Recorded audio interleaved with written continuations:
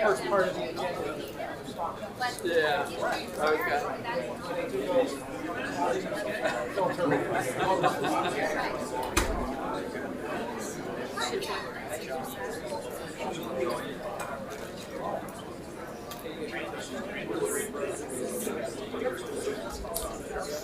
Oh, I'm going great. Yeah, at least 15 minutes. No, that ain't happening.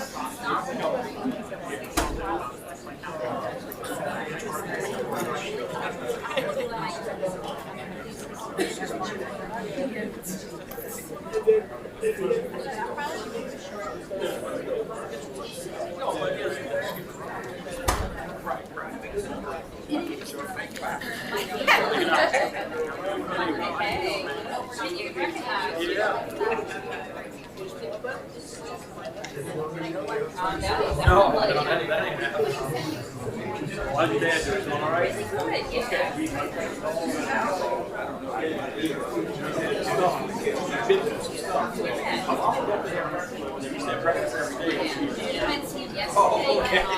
really good, you know. He's not trying to do something, but he still does.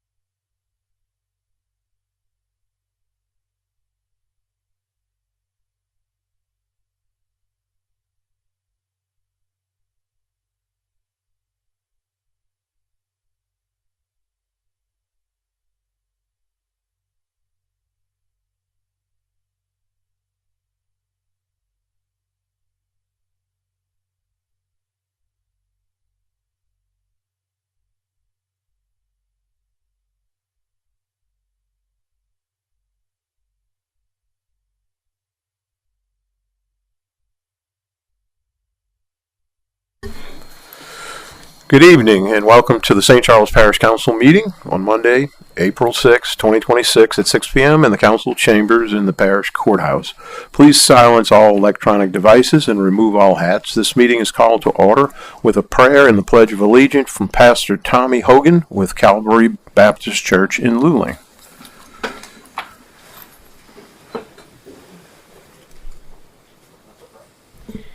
Heavenly Father, we thank you for this, just a wonderful day, Lord, that you've blessed us with. And Father, we thank you also for the hope that we have in your Son, Jesus.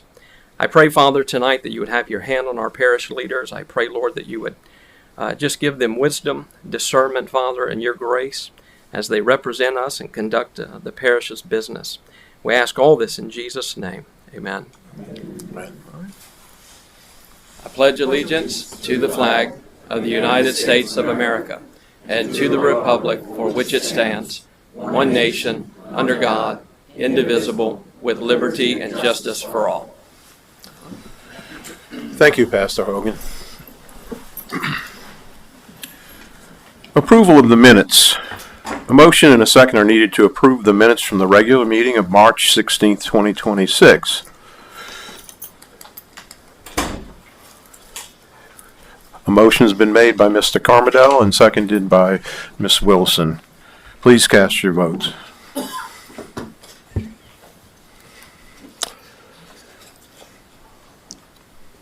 And that passes unanimously. Oh, sorry.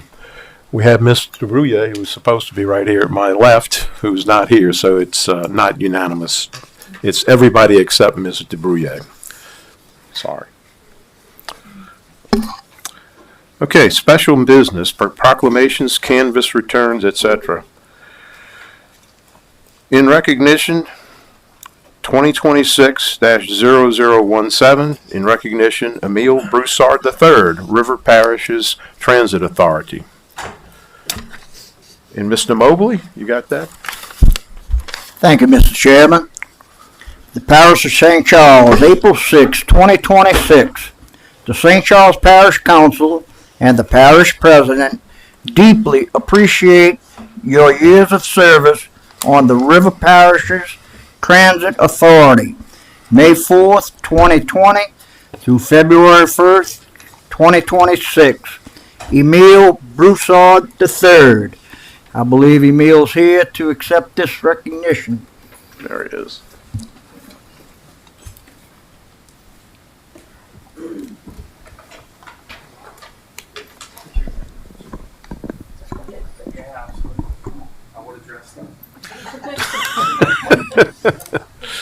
How you doing, bud?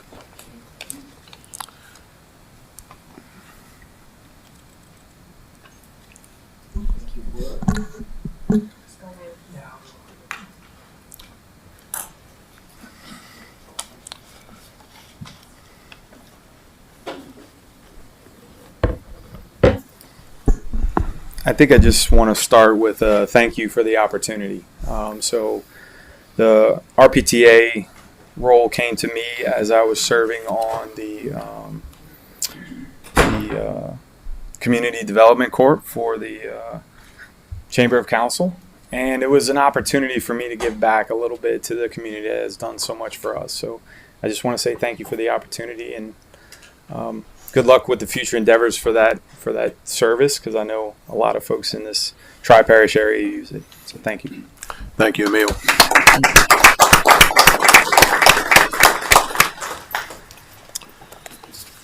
Next, we have 2026-0118 in recognition, Ed Griffin, Planning and Zoning Commission.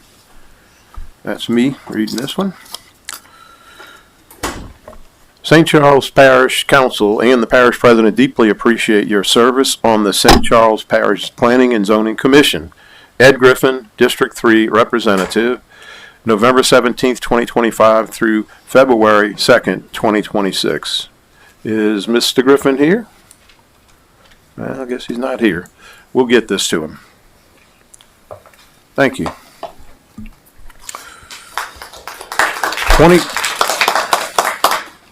2026-0119 Proclamation, St. Charles Parish First Responders Crawfish Cook-Off Day. And Ms. Skiba. Thank you, Mr. Chair. Proclamation. Whereas the Team One Fight organization will be holding their 10th annual St. Charles Parish First Responders Crawfish Cook-Off Festival on Saturday, April 11th, 2026 from 11 a.m. to 5 p.m. at the Edward A. Dufresne Community Center in Luling. And whereas everyone is invited to come and enjoy a day of delicious crawfish, music, and fun while supporting the first responders of St. Charles Parish. Now therefore be it resolved, we, the members of the St. Charles Parish Council and the Parish President, do hereby proclaim Saturday, April 11th, 2026 as St. Charles Parish First Responders Crawfish Cook-Off Day, and invite all citizens to attend and enjoy the fun and festivities at the Edward A. Dufresne Community Center in Lulang. And I think we have Natalie Wright and other first responders present here to come accept.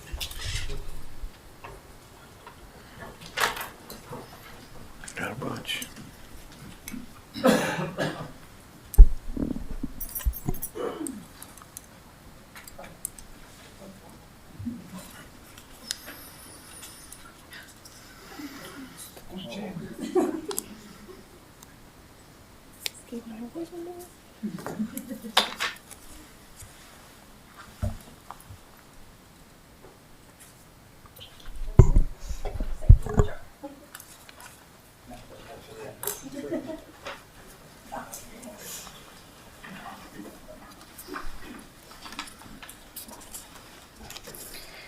Thank you guys again. It is truly remarkable to reflect on a decade of hosting this event.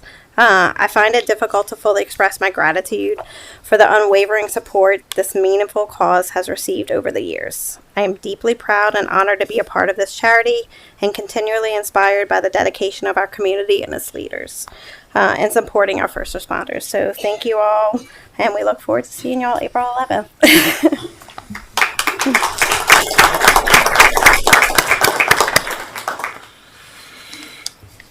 Thank you, Ms. Wright. 2026-0120, a proclamation, National Public Safety Telecommunicators Week. And Mr. Fisher. Thank you, Mr. Chair. Whereas thousands of dedicated telecommunicators daily serve the citizens of the United States by answering their emergency phone calls for police, fire, and medical services, and by dispatching the appropriate assistance as quickly as possible. And whereas the critical functions performed by professional telecommunicators also include those related to highway safety and maintenance activities, the Office of Emergency Preparedness, and other operations performed by the federal, state, and local government agencies.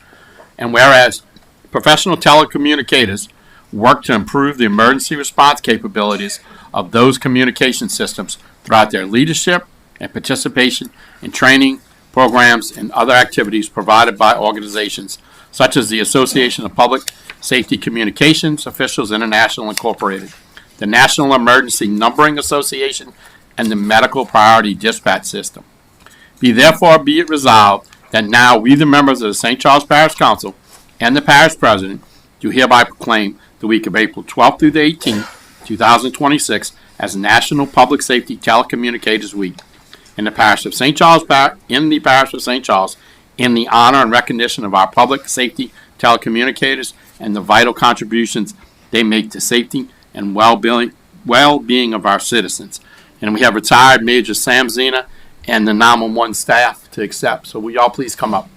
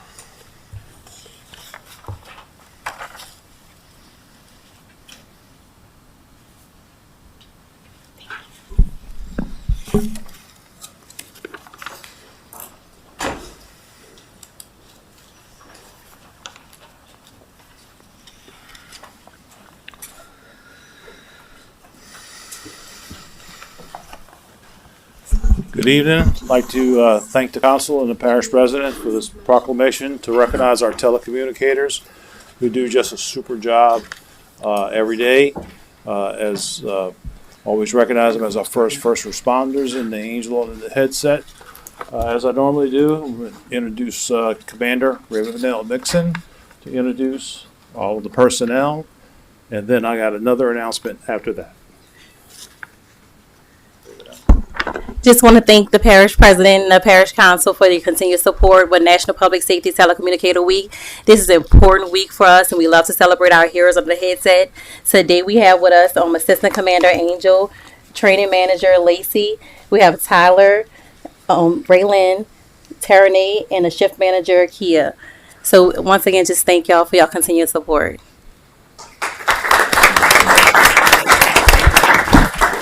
So in addition to that, we're celebrating the Telecommunicators Week, which they all do a great job. Also would like to announce Ravenel has been named the Louisiana APCO NENA 911 Director of the Year. So we want to congratulate her for that. She does a great job in the leadership of the 911 Center, and that's recognition. And I want to thank Angel for submitting her for that. But it's a very great recognition. She'll be recognized at the APCO NENA conference in Bossier City on April 27th. And again, we congratulate you, Ravenel, for the great job you've done. Thank you.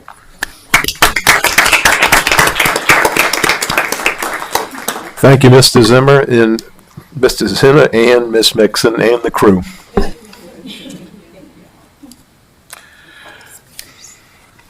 What's that? Oh, sorry. All right, we've got some requests to speak. Hold on, guys. You might want to hear this. My fault. I'm not looking at the panel here, but Mr. Jewell and Mr. Fisher would like to say something. Mr. Jewell. It showed me second on there for a second. I just want to say thank you to all of our 911 operators. Ravenel, congratulations on that much-deserved award. You guys have to hear a lot of crazy stuff every day. I've had a radio and get to listen in sometimes, and the level of work and the level of professionalism that you guys show in and out every day is truly amazing. Sam, I want to say thank you, and again to the team for all of the upgrades that you have been making at the 911 Center. Hopefully that text to 911 is going to be in soon, and we can get that as a resource for our residents as well. And just want to say thank you to y'all and to all of our first responders who received the proclamation earlier too, because I know you guys are in touch with them every single day. So thanks. Thank you, Mr. Jewell. Mr. Fisher. Thank you, Mr. Chair. Major, I just want to say thank you, Ravel. 15 years I've been relying on you guys, middle of the night, helping me through calls. My fellow firefighters, and I'm sure we get some police officers and some EMS people in here, they all tell you the same thing. We couldn't do our jobs without you. The information that you give, the help, when I'm on the radio and I need help, I get it, right? The support, to watch where we started at and where we are now is amazing. Sam, you and I have had conversations about radios and back. Orman can tell you we've been fighting our backup system. We finally got it. The training your dispatchers get now, and look, you deserve that award. Trust me. You and I we've been in the trenches, so I understand all of that. So congratulations. Enjoy your week. Enjoy your year, because we couldn't do our job without you. So thank you.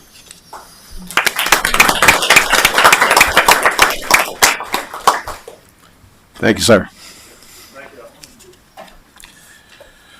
Okay, 2026-0120, Proclamation Trash Bash Cleanup Day in St. Charles Parish. Mr. Jewell.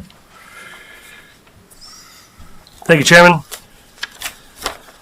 A proclamation, whereas St. Charles Parish has long been recognized for its natural and rural beauty, and whereas parish leaders share a strong desire with residents to protect our environment beginning at home, and whereas our vision to create a parish that is clean and attractive and communicates pride in the community, and whereas litter is a detriment to the quality of life that we enjoy in St. Charles Parish, whereas many residents are interested in keeping their community clean and want to beautify our parish and show support and community pride, and whereas we realize the need to come together to beautify our streets and byways in an effort to create our ideal community, and whereas to increase awareness about St. Charles Parish, a clean and beautiful community, we have joined forces with Keep Louisiana Beautiful, an organization that brings people together to build and sustain vibrant, clean communities through a statewide network of affiliates.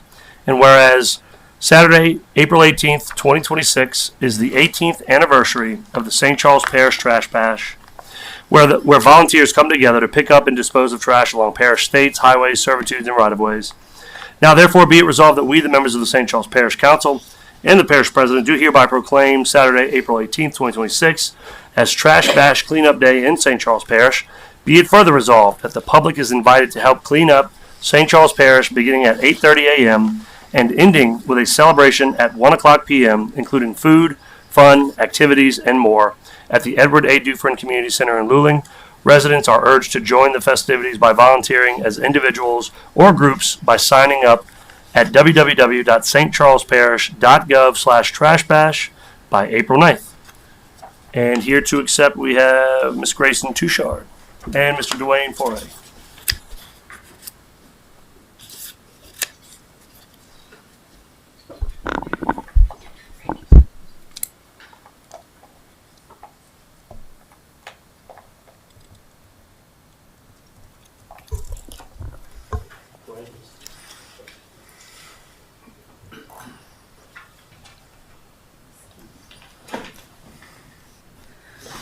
Thank you for having us here tonight. As he stated, April 18th is our 18th annual Trash Bash. It's a great event for our community. In the past 2 years, we've won 2 awards for hosting it. It's a way for us to get out in the parish, clean up, make our parish beautiful, and as well as come after and then have some fun and then just enjoy the beautiful day that is always there on a Trash Bash Day. So if you can come out on April 18th, it would be greatly appreciated. Thank you, Ms. Touchard. Next, 2026-0122, proclamation, National Volunteer Weekend Primetime Seniors Volunteer Day in St. Charles Parish. And again, Mr. Jewell. Thank you, Chairman. A proclamation. Whereas the National Volunteer Week was established by presidential proclamation in 1974 to highlight the various opportunities available for those interested in volunteering. And whereas Volunteer Week is an opportunity to recognize and thank volunteers who lend their time, talent, voice, and support to causes in their community and celebrate the impact of change makers in the community, as well as inspire others to serve. Whereas Primetime Seniors enables older Americans aged 55 and over to enrich their lives through recreation, education, and socialization. And whereas Primetime Senior volunteers are recruited and assigned locally to serve on a regular basis throughout their communities in schools, libraries, hospitals, adult daycare centers, senior centers, nursing homes, veterans homes, museums, government agencies, and many other community service organizations, providing services in literacy, substance abuse, mass care, disaster relief, just to name a few. Whereas Primetime Senior Volunteer Day is a great opportunity to recognize and thank retired and senior volunteers who give back to their communities. Now, therefore, be it resolved that we, the members of the St. Charles Parish Council and the Parish President, do hereby proclaim April 9th through 19th through 2026 as National Volunteer Week. Be it further resolved that we, the members of the St. Charles Parish Council and the Parish President, do hereby proclaim Thursday, April 23rd, 2026 as Prime Time Seniors Volunteer Day in St. Charles Parish. And here to accept is Mr. Dwayne Foray.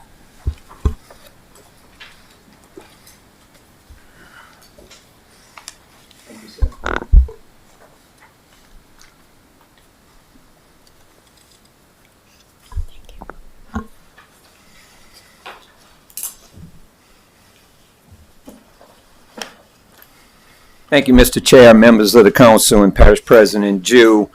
We'd like to thank you for this recognition. We have a strong volunteer base and individuals here in the parish, and we want to celebrate this on this day. So thank you for the recognition and the proclamation, and we hope to see you there to enjoy and celebrate the efforts that our seniors make throughout the year at so many different events. One of them being you just recognized, the crawfish ball by the first responders. We'll have volunteers there, or the alligator festival. So many events here happen with our volunteer efforts, and we want to promote and kind of celebrate that, and thank you for doing that. Thank you. Thank you, Mr. Foray. Next is 2026-0127, a proclamation, Black Maternal Health Week in St. Charles Parish. Proclamation, whereas Black Maternal Health Week is observed nationally each year from April 11th through April 17th to increase awareness and strengthen coordinated efforts to improve maternal and infant health outcomes, and whereas Louisiana continues to experience one of the highest maternal mortality rates in the United States, with pregnancy-associated mortality ratios exceeding the national average, and whereas many pregnancy-related deaths in Louisiana have been identified as preventable, emphasizing the importance of early and continuous prenatal care, timely postpartum care, and access to comprehensive, high-quality health care services.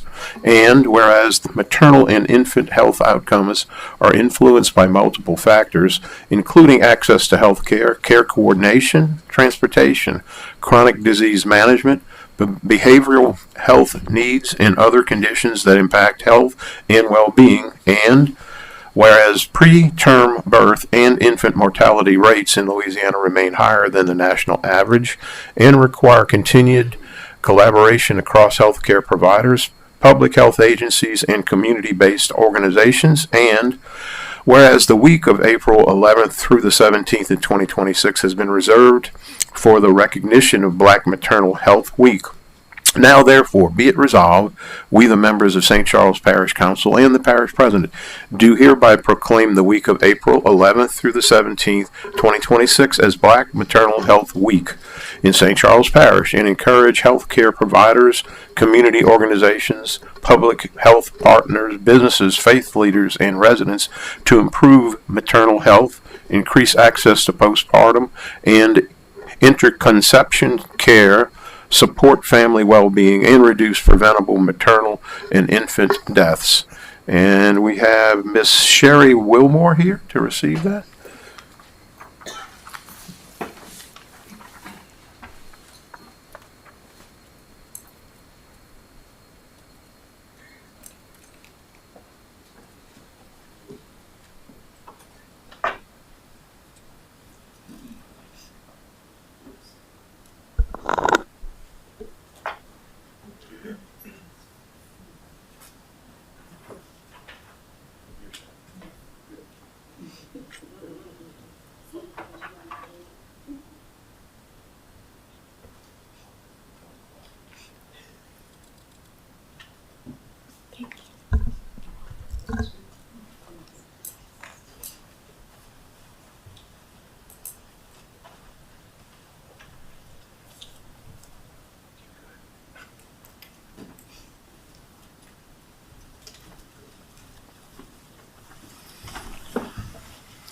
Good afternoon, and on behalf of Healthy Start and Start Corp of Louisiana team, we sincerely thank St. Charles Parish government for this recognition for issuing this proclamation in observance of Black Maternal Health Week.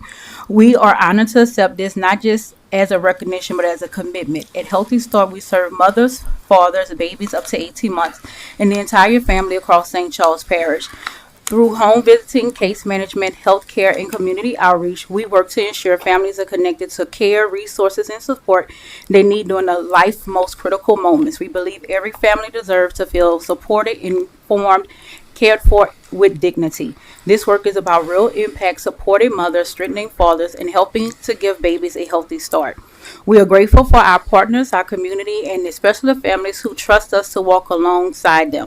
We accept this proclamation with gratitude and with purpose because we invest in the healthy beginnings. We invest in strong families and a stronger commitment. Just in case you know, Healthy Start comes to you. The person doesn't have to come to us. We come to the home. We provide transportation. It is at no cost. It has no age limit, and most importantly, it has no income limit. So all you have to do is contact Healthy Start, and we will outreach our service. We start from the moment you find out you're pregnant until your child is 18 months.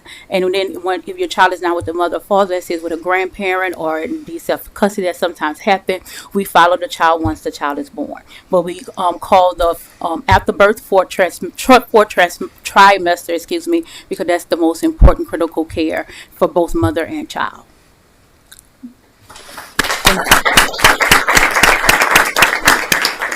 Thank you, Ms. Wilmore, and crew. All right, reports, finance and administrative activities. We have 2026-0115, Library Board of Control, Miss Leanne Benedict.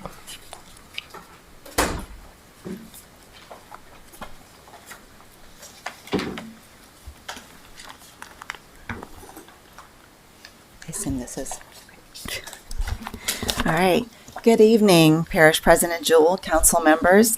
I'm Leanne Benedict, Director of the St. Charles Parish Library, where it is our mission to empower our community to explore, learn, create, and connect. Thank you for having me here tonight to give the library's annual report.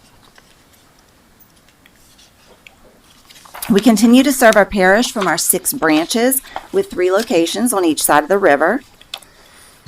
The library currently has 89 team members consisting of 54 full-timers and 35 part-timers.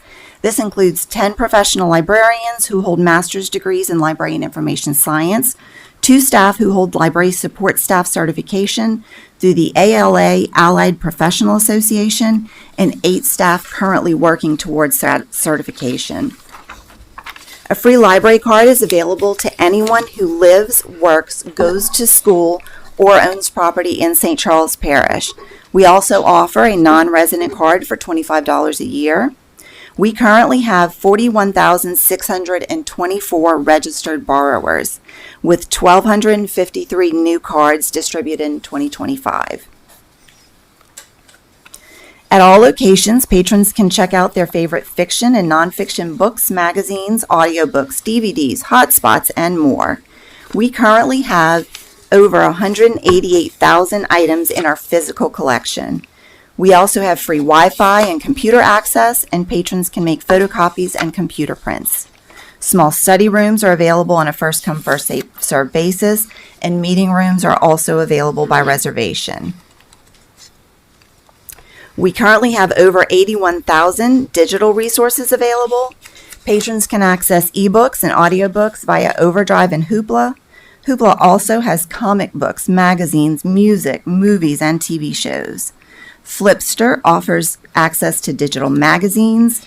Patrons can also access the New York Times online, as well as numerous databases that cover a wide variety of topics, including consumer guides, genealogy, language learning, test prep, and more. We also have free online tutoring and homework help available through homeworkla.org. And you can now use your library card to obtain free museum passes through the Checkout Louisiana Museum's website.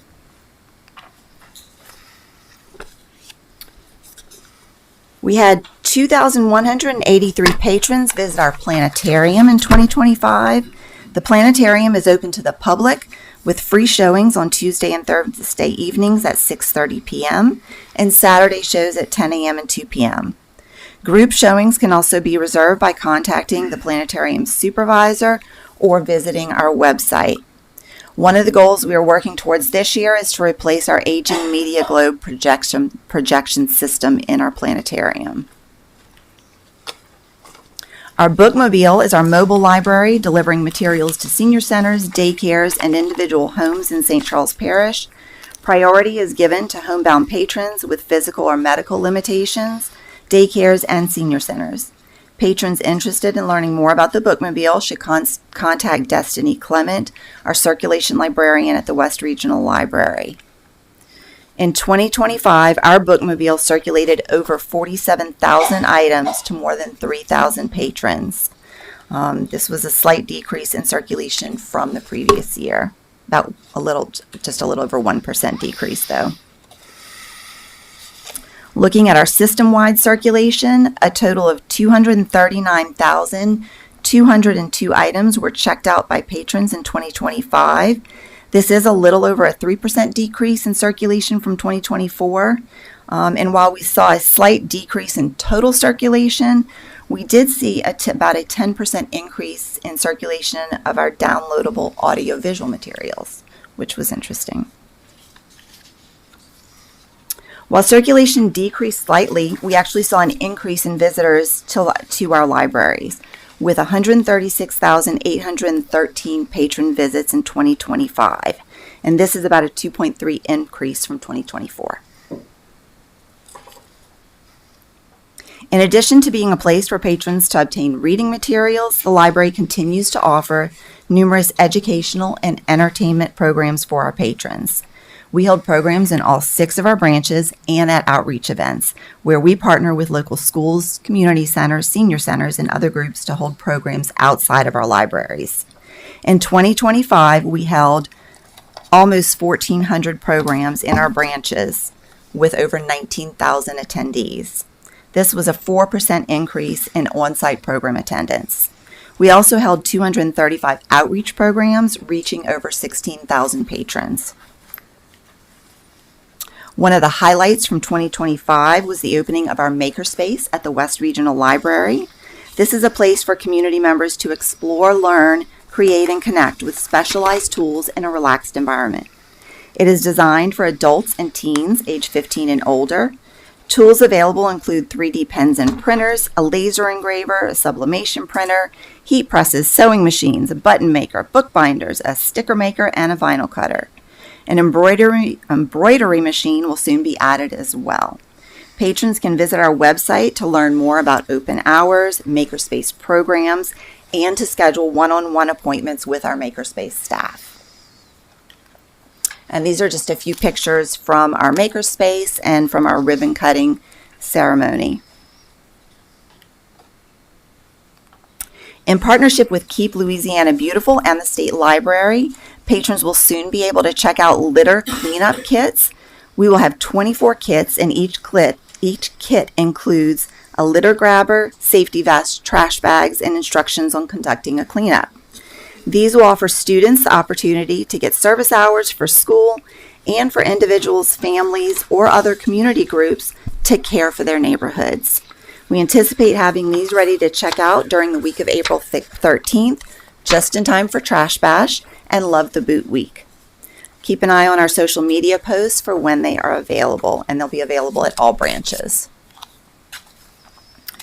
As you know, we are in the process of planning for a new Hahnville branch. We've been working closely with our architect, Grace Design Studios, and our CMAR Woodward Design and Build. Last month, we received our 90% estimate, which came in a little over $9.1 million, which is under our $9.2 million budget. We anticipate getting our 100% estimate in early May and are hoping to have that ready to bring to our library board at our May 19th meeting. On the next few slides, you'll see some renderings of the new library. The first one you'll see is the front of the library. And then you'll see the floor plan. When you enter the library, there'll be a large meeting room on the right-hand side. It'll be about the same size as our large meeting room that's at the East Regional Library, so very nice size. And then when you enter the library, the first thing you'll see on the left-hand side is the entrance to our Louisiana room, which will hold our historical collection, our archives, and genealogy information. We'll have 4 study rooms in the branch, and then an area for adult, children, and teen collections. And then if you look at the next slide, this is a picture of the entryway, the lobby, where you'll have an entrance into our meeting room. And this is what the meeting room will look like. It'll have seating for 50 at tables. Can hold more than that without tables. And then as you enter the library, you'll see we'll have 2 study rooms up at the front of the branch, and then 2 will be in the back. And then when you enter into the left of the library, this is a rendering of what the Louisiana room will look like. And then when you enter the library, we will have, I think it's 8 public access computers we'll have. And then you'll see the adult collection. Next to that is the children's collection with lower shelving for children's height. And then in the children's area, there will also be a nice little reading nook that will overlook the back of the library and the levee. And then our teen area will have a place for our teen collection, as well as kind of be a hangout space for our teens. We anticipate having a gaming console in there for them. So we hope that will be a nice little space for our teens in the Hahnville area. And then these are just some pictures, renderings of what the staff area will look like. We're also currently busy preparing for our 2026 summer reading program with the theme of Plant a Seed, Read. This program will run from June 1st through July 31st, and we will have reading challenges and programs for patrons of all ages. You can look for our summer guide to be coming to your mailboxes in May.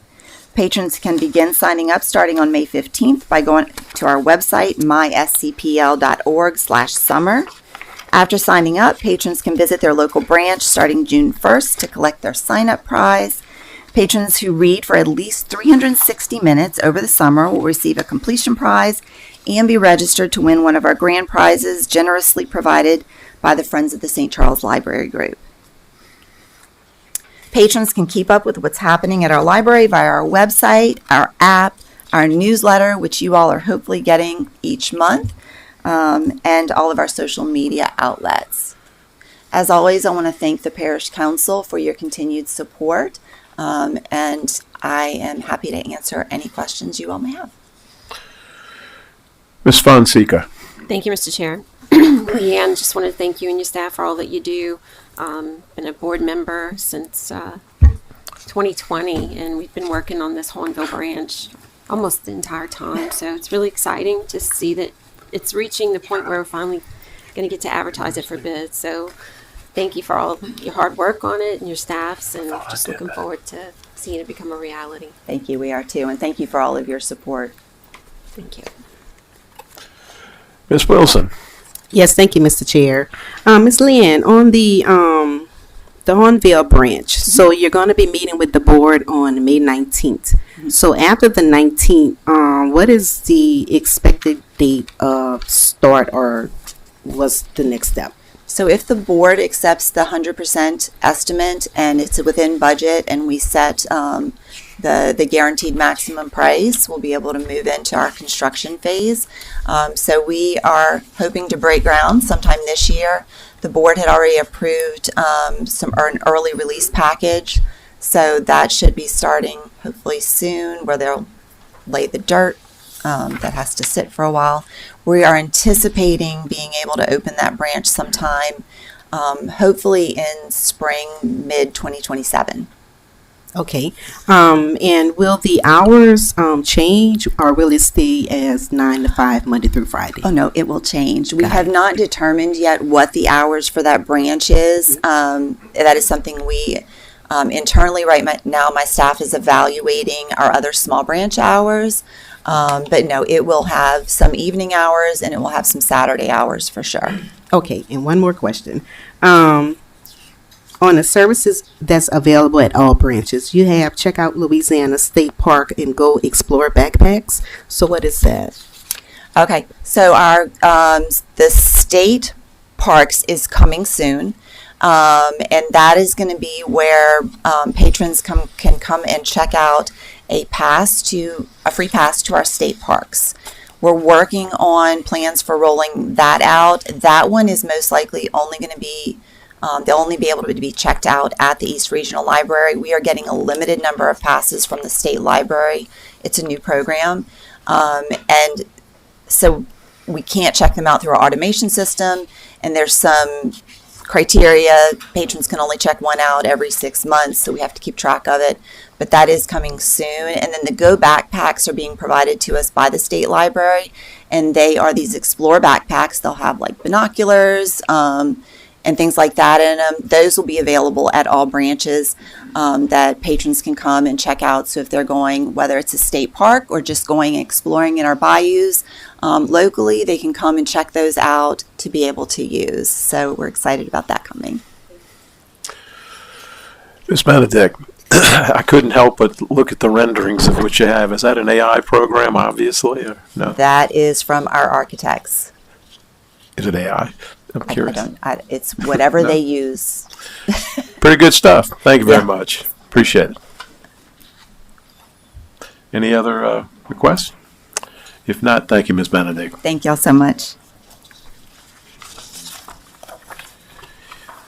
All right.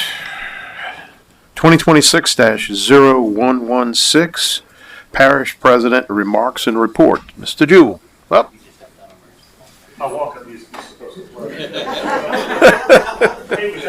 Mr. Jewell. All right. Okay.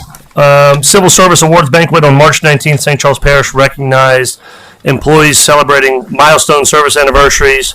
We also honored Lacey Morris of Parks and Recreation and Dwayne Williams of Waterworks as Employees of the Year. It's the first time in our history that we had an absolute tie for our Employee of the Year, so we honored both of them for all of their dedication. We also acknowledged and awarded the Jimmy Bro Outstanding Achievement Award to Allison and Brett Badgerow for recognizing their dedication to not only their jobs but to services outside of their work and for the parish. We want to again extend our appreciations to all of our employees for their continued commitment to serving our community and the important work that they do each and every day. Okay, if you did not participate, you probably knew it was going on. The 30th Annual United Way Bridge Run in St. Charles Parish marked another successful year for this great community tradition. Team St. Charles Parish had 25 employees and their family members representing us this year, and I want to say thank you to all of the runners, volunteers, and sponsors who made this event possible. Your continued support truly makes a difference, not only for this event, but for the United Way of St. Charles. Parks and Recreation Outdoor Classroom Ribbon Cutting. St. Charles Parish Parks and Recreation invites residents to join us for a ribbon cutting ceremony to celebrate its new outdoor classroom to be called the Dow Discovery Deck on April 14th, 9 o'clock a.m. at the Bonnet Carey Spillway in Norco, located at 101 Lower Levy Guide Road. This new space was made possible through a very generous donation from Dow and will serve as an educational gathering place in the community. So we are very excited about this new facility in our Spillway Park. Pump stations and preparing for hurricane season.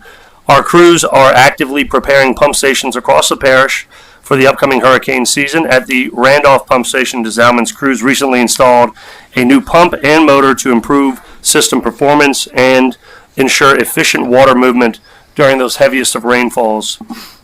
This upgrade is part of the parish's ongoing efforts to strengthen our critical drainage infrastructure and enhance pump station readiness around the parish ahead of our storm seasons. Go look, more drainage improvements underway on Murray Hill and Destrehan Drive. If you live in that area or you've passed by, you've seen that this work is underway to address long-standing drainage issues where, in this case, the roadway served as the drainage. There were no ditches nor any subsurface drainage, and the road was the primary path for stormwater. We've seen over the years that especially homes north of Eve Street would flood as water gathered on the way back to the railroad tracks. So what we're doing with this project is installing the first subsurface drainage structures on the street to move water underground and more efficiently redirecting it away from homes and the roadway, which is going to be not only an improvement from a flooding perspective, but an improvement from a safety perspective for many residents who are trying to get home when the street is flooded. We also were performing some maintenance at our East Bank Water Treatment Facility. Waterworks crews at the East Bank Water Treatment Plant recently completed a full clarifier cleaning, removing built-up sludge, grit, and settled solids from the basin. This material naturally accumulates during the treatment process as particles are separated from raw water. By clearing up that buildup, crews restore optimal system flow and ensure the treatment process continues unabated and operates as designed. This routine maintenance is performed several times a year, I might add, and is a key part of maintaining consistent water quality for our residents. St. Charles Parish Hospital recently cut the ribbon on an intensive outpatient program. Parish officials and members of the Parish Council recently joined St. Charles Parish Hospital, managed by Ochsner Health, to mark the opening of the newly dedicated space for its intensive outpatient program. This expanded space is going to support the hospital's ongoing efforts to provide structured, patient-centered care for individuals facing mental health and addiction challenges, including group therapy, individual counseling, and medication management. Going over to the animal shelter, we are having our rabies drive. That's going to be coming up on Sunday, April 19th. The annual rabies vaccination drive is going to be 9 a.m. to 12 p.m. again, April 19th. both the East and West Bank bridge parks. Rabies vaccinations will be available for $10 per dog or cat. That is going to be cash only. Residents are asked to bring a valid proof of ID for St. Charles Parish residency, and dogs must be leashed or in a carrier, and cats must be in a carrier when you get there. This event provides an easy and affordable way for our residents to keep their pets protected and to help maintain overall safety within our community. If you need more information about this, we're going to ask you to call the animal shelter at 985-783-5010. We mentioned it earlier today with the proclamation, but the 2026 Trash Bash registration is open at www.stcharlesparish.gov/trash bash, and it's going to be now. It's the 18th year, and we are doing it in conjunction with Love the Boot Week. Trash Bash will take place again Sunday, April 18th, and it's a great opportunity for all of us to come together to keep St. Charles Parish clean. Did I say? Oh, Sunday. I'm sorry, Saturday. Also happening on Saturday, April 18th at 7:30 p.m. is the America 250 Philharmonic Orchestra event at the Dr. Rodney LaFon Performing Arts Center. The Louisiana Philharmonic Orchestra will take the stage again Saturday, April 18th at 7:30 p.m. featuring patriotic favorites. I said Saturday. Saturday. You said Saturday. Saturday, April 18th. 7:30 p.m. featuring patriotic favorites, American classics, and historical readings that highlight our nation's history. This family-friendly performance is part of our America 250 celebration, and tickets are going quickly. I encourage residents to purchase theirs as soon as possible while they're still available. Tickets can also be purchased online through the LaFon Performing Arts Center. And we want to say thank you to our sponsors, IMTT, Shell, Valero, and Dow, for helping make this event possible. In addition, we're going to have some America 250 t-shirts for sale through April 30th. Residents are encouraged to place their orders early to ensure that they have their t-shirts on time to celebrate our nation's 250th birthday in July. For more information or to purchase a shirt, please visit www.zeffy.com/en-us/ticketing/America-250-t-shirts. That's really long, so just go on our Facebook or on our website and click on that link because you're not going to remember that link. Sales taxes, as an update on this issue, sales taxes were up 7% in February. To date, we are nearly 11% higher, which is about $835,000 more than where we were this time last year. Per the sales tax office, audit collections have significantly increased year over year, helping with the increased collections. And that concludes my report. Thank you, President Jewell. Okay, ordinances, resolutions introduced for publication, public hearing. Monday, April 20th, 2026 at 6 p.m., Council Chambers, Courthouse, Hunville. The items are 2026-0124, -0129, -0128, -0130, and -0132. Planning and zoning petitions. 2026-0104, an ordinance to amend the St. Charles Parish zoning ordinance of 1981 to change the zoning classification from C2 to C3 on property designated as Lot ADV-3, Block A, Mimosa Park Subdivision, 12429 Highway 90, Luling, as requested by Yvette and Joseph Wolford. File number 2026-0104 is now open for public hearing. If there is anyone who would like to come up and speak regarding this item, please do so now. Please state your name and address for the record, and you have 3 minutes to speak. Looks like there are none. Sorry. Mr. Albert. Thank you, Mr. Chairman. We're running through this here. Yeah, actually, it's slightly important in this instance. The request is to go from C2 to C3 Highway Commercial. The request does meet 2 out of the 3 review criteria. The Department and Commission recommended approval. However, at Thursday night's Planning Commission, the special permit use request that was attached to this was denied at the applicant's request. And seeing as they're not here, I'm going to recommend that this be tabled until we can talk to them and find out if they still want to go through with the rezoning. Good. Thank you, Mr. Albert. I apologize for cutting you short there. So now it's open to public hearing, 2026-0104. If there's anybody to come and speak regarding this item, please do so now. Please state your name and address for the record. You have 3 minutes to speak. Seeing none, any council discussion?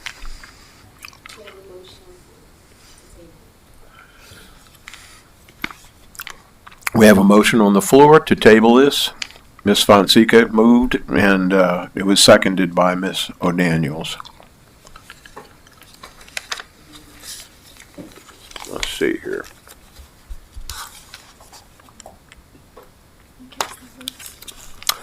Please cast your vote.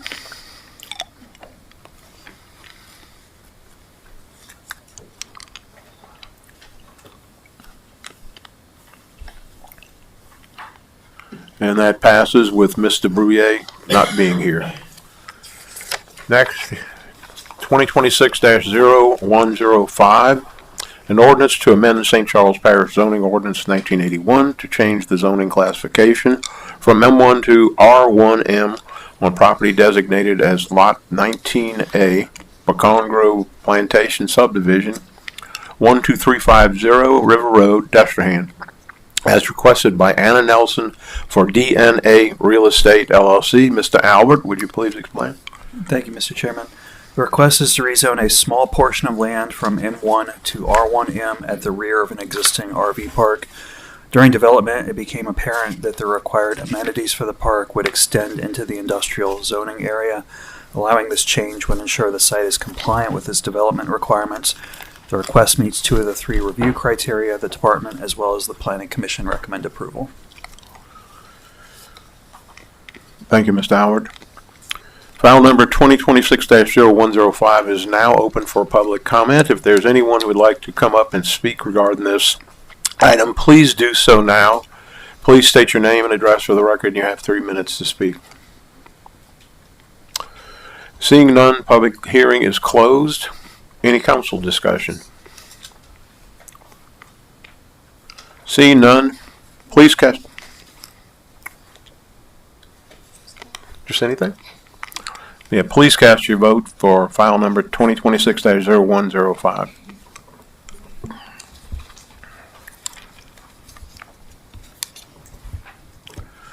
And that passes with everyone except Mr. Brouillet, who's absent tonight. Ordinance is scheduled for public hearing introduced at previous meeting. 2026-0106, an ordinance to amend the ordinance number 91-1-6 traffic code for St. Charles Parish to provide for installation of a no parking decals in the Lakewood West subdivision in Luling. Mr. Bingham. Thank you, Mr. Chair. Ordinance 91-1-6 amended Ordinance 82-10-9 to put no parking signs along the west side of Lakewood Drive from its intersection with Highway 90 to the end of what was Lakewood Drive at that point, which was at Texaco Road where the pump station is, and also along the east side of Lakewood Drive from its intersection with Highway 90 to the north property line of 108 Lakewood Drive, and along the east side of Lakewood Drive from the proposed 2nd Street to the south property line of 182 Lakewood Drive to the end of Lakewood Drive. At that time, Lakewood Drive ended, as I said, at Texaco Drive, where the Lakewood pump station is. Part of this ordinance fixes that so it's more clear what we're talking about.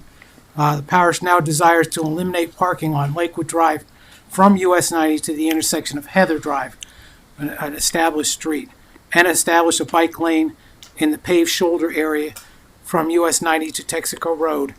The bike lane will merge with the roadway and become a shared bike lane from Texaco Road to Heather Drive.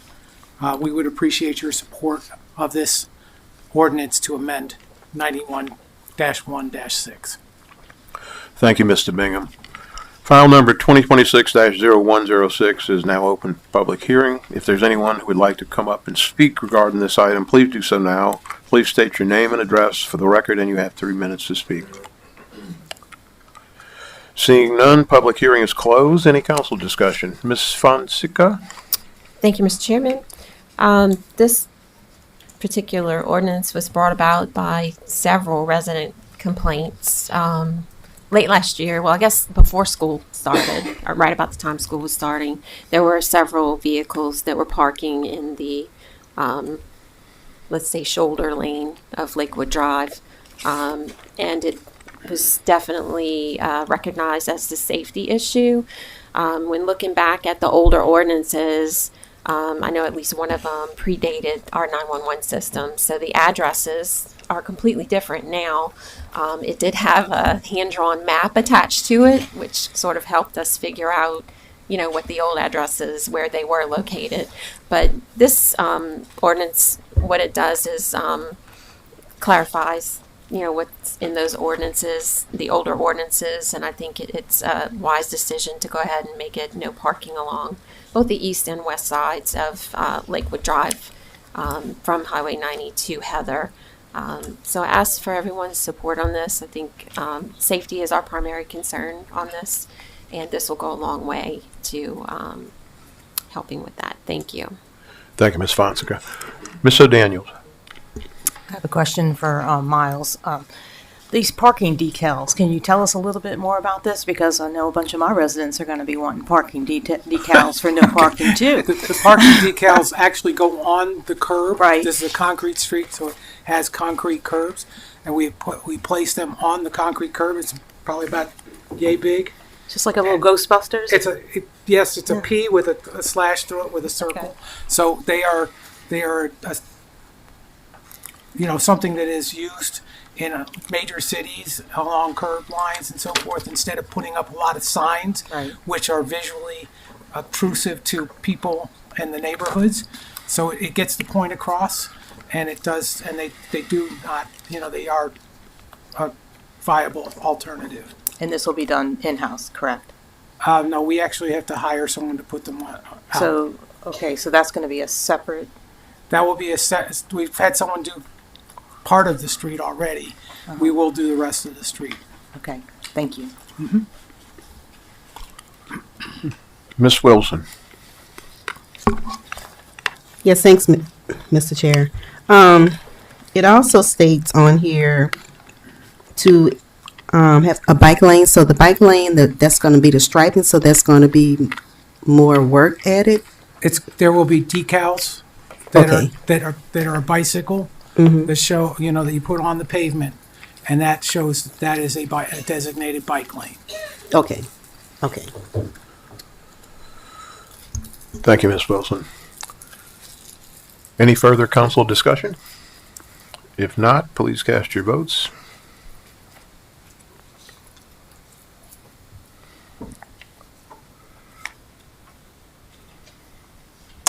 And that passes with all yay votes except for Mr. Bruyere. Next is 2026-0112, an ordinance approving and authorizing the execution of a professional services agreement with GEC Incorporated to perform engineering services for the school zone improvements, project number P241101, in the amount not to exceed $94,990. Mr. Bingham. Thank you, Mr. Chair. In October 2025, GEC submitted the school zone traffic study, which provided a detailed description of current conditions of the 20 individual schools locations and provided recommendations for improvements required to bring the school zones into compliance with the Manual of Uniform Traffic Control Devices, which is the MUTCD. I wanted to note that the MUTC is a manual that provides standards and guidance on the controls of numerous traffic-related situations. A traffic design professional needs to create plans that implement and if necessary, modify these standards and guidelines for each particular location. St. Charles Parish now desires to implement the improvements. Phase one, this these improvements will be constructed in 2 phases, with phase 1 being those school zones located only on streets, local streets owned by the parish, and phase 2 being those schools zones located on state or federal highways. That would be places like Harry Hurst and St. Charles Borromeo, or over on the West Bank, there's the zone that's on US 90 for J.B. Martin and VL School. The proposed fee of $94,990 consists of 3 line items. The first line item is the engineering fee of $42,750 lump sum, which includes all services necessary to prepare all documents for soliciting contractor quotes for both phases and the engineering oversight of the construction of both phases. And as I said, we're doing it in 2 phases, so the engineering fee is for 2 separate packages. The second line item is for resident inspection of $42,240 not to exceed, which it provides for an inspector as needed during construction. The third line item is the LDOTD permitting and coordination fee of $10,000 not to exceed, which provides for discussion with the DOTD on school zones located on state and federal highways and any permitting that may be required. Those last 2 items are not to exceed because we're not exactly sure how much it will take. We have to estimate those, and I'd rather it be a little high and not have to come back to you and ask for more money and not use it than be the other way around. So we would appreciate your support of this. Thank you. Thank you, Mr. Bingham. File number 2026-0112 is now open for public hearing. If there's anyone who would like to come up and speak regarding this item, please do so now. Please state your name and address for the record, and you have 3 minutes to speak. Seeing none, public hearing is closed. Any council discussions? Ms. Fonseca. Ms. Fonseca. Thank you, Mr. Chairman. This ordinance also came about via resident complaint or observation, as I say. One of our residents noticed in the Parish school zone there were no school zone signs, which led us to look at that in-house, and in-house staff from Public Works surveyed all of the school locations and noticed a lot of inconsistencies in the signage. The locations of the signage, what type of signage, all of that. So what we thought was going to be a simple project, just go out and put some school zone signs on the Parity site, we realized was much more involved. Public Works to comply with the MUTCD manual. I had it right. So the project grew, and this is the result of the project. This is the way to do it properly, and I think it'll help keep all of our school-age children and everyone on site safer. So happy to have the study done and this engineering in place and put this one behind us. Thank you. Thank you, Ms. Fonseca. Mr. Fisher. Thank you, Mr. Chair. Echo what Ms. Fonseca said. I mean, when we started this in December of 24, it was just, we got to go check out some signs. But as we've gone through this, and I think with Champion, Ms. Palomo's been kind of leading the charge with it, but I don't think we realized the brevity of this project. I mean, we're talking about 21 locations. 21 locations we have to update signs to get to a state standard. Had we not done this, I don't think we'd be anywhere near having the right stuff, right? And we can agree on that.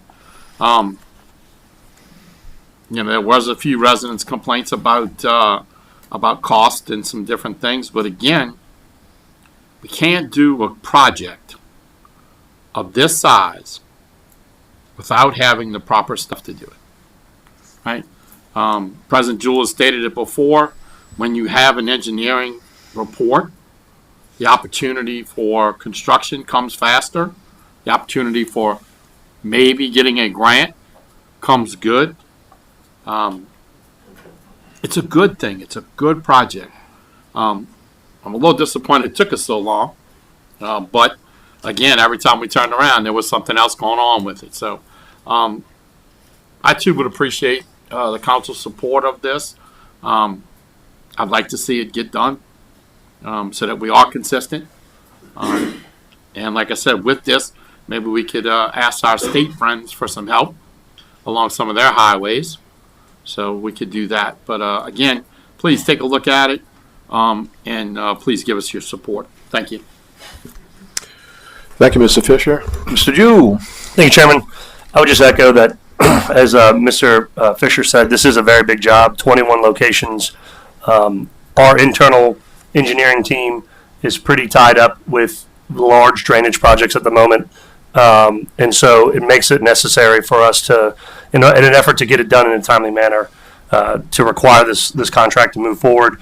One of the things I will say that's a part of Miles's comments about the DOTD section of these is that we don't know if they're going to require traffic control plans from us, which is a whole nother hurdle to get through, and that's a part of what that $10,000 is going to cover in that permitting section. And we appreciate your support. Thank you, Mr. Jewell.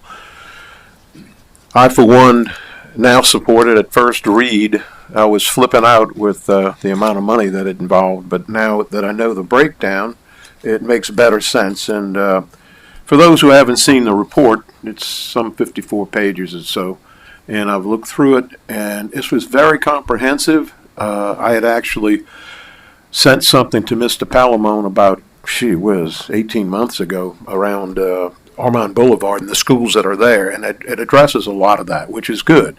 And some of this stuff is going to be really, really safety oriented. And the only thing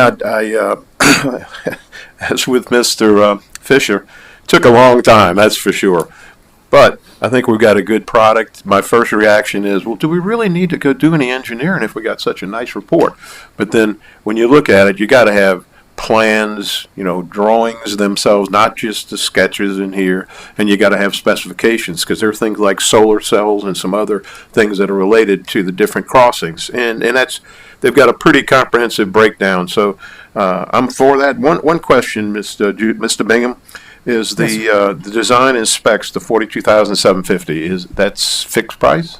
That's a lump sum, sir. Lump sum? And I would also mention that our goal is to try and get the local streets out for this summer. We don't know how long it's going to take us to get the state stuff done, but our goal is to actually have, the numbers for the local streets by this summer so that we can do that work over the summer when school is out. Good plan. Thank you very much, Mr. Bingham. If there's no other council discussion, please cast your votes for 2026-0112.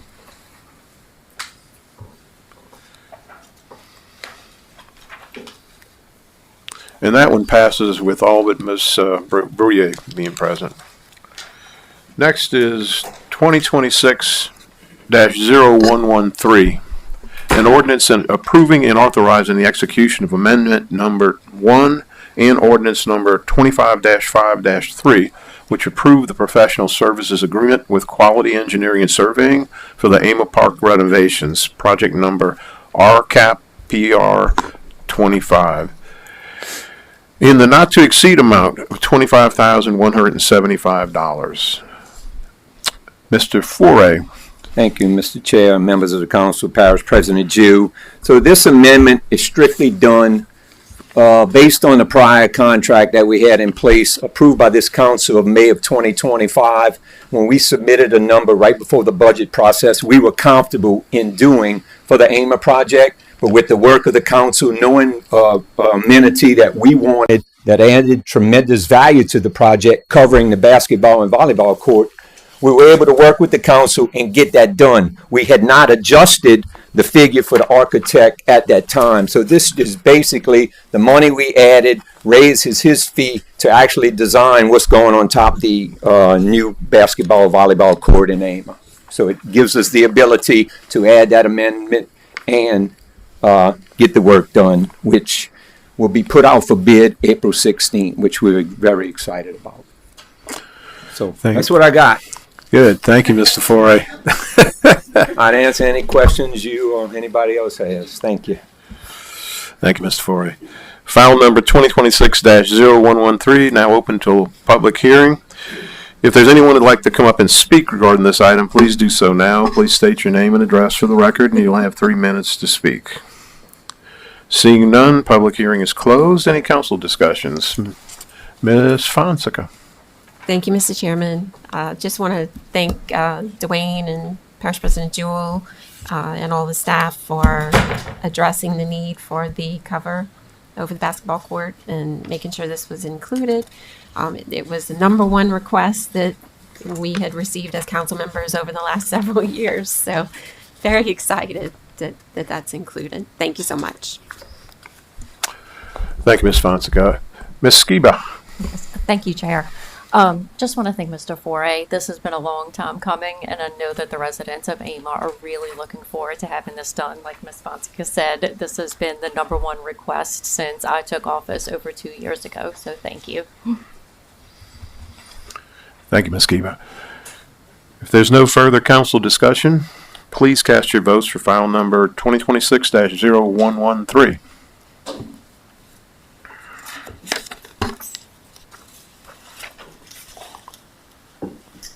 And that passes with everyone except Mr. DeBrouillet, who's absent today.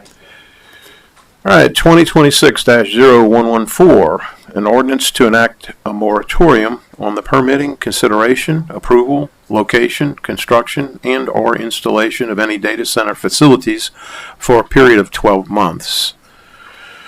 Ms. O'Daniels. Thank you, Mr. Chair. I'd like to make a motion to amend. And that motion to amend is to amend Section 3 to add some clarifying language until enactment of the specific data center. So specific data center before regulations by the St. Charles Parish Council.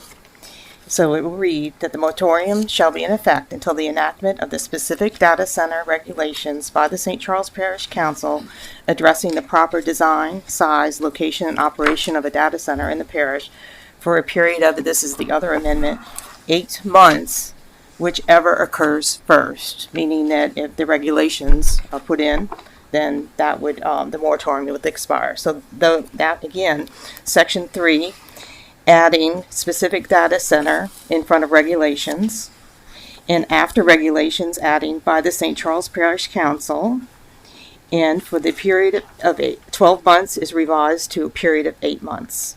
That is my motion. Okay. We have a motion to amend. It's moved by Mr. Daniels and Ms. Wilson. Would you cast your votes?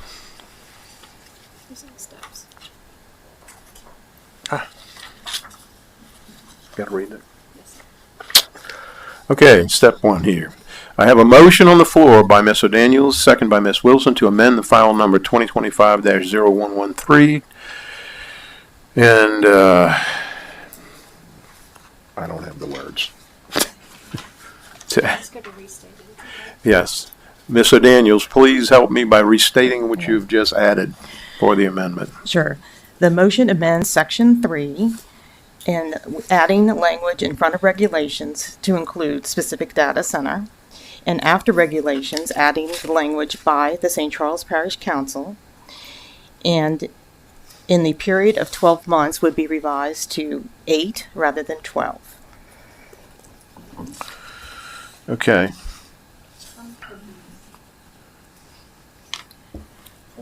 Would you like me to read the entire thing, Mr. Chair? Why don't you do that? It seems like there's some confusion, Okay. myself included.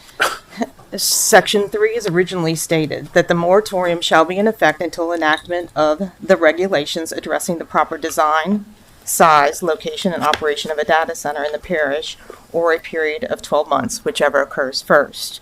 Amended would be that the moratorium shall be in effect until enactment of the specific data center regulations by the St. Charles Parish Council addressing the proper design, size, location, and operation of a data center in the parish, or a period of 8 months, whichever occurs first. Thank you, Ms. O'Daniels. So I guess we gotta open to public hearing. And then All right.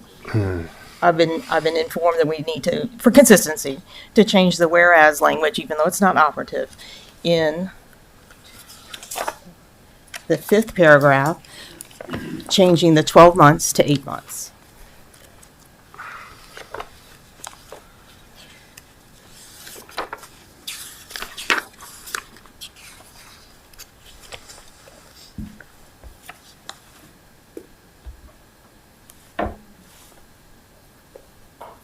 Anything further, Ms. O'Daniels? No, that is all. Thank you very much. Okay.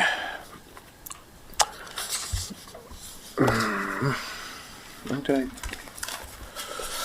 File number 2026-0114 is now open as amended, is now open to public hearing. If there's anyone who would like to come up and speak regarding this amendment, please do so now. Please state your name and address for the record, and you have 3 minutes to speak.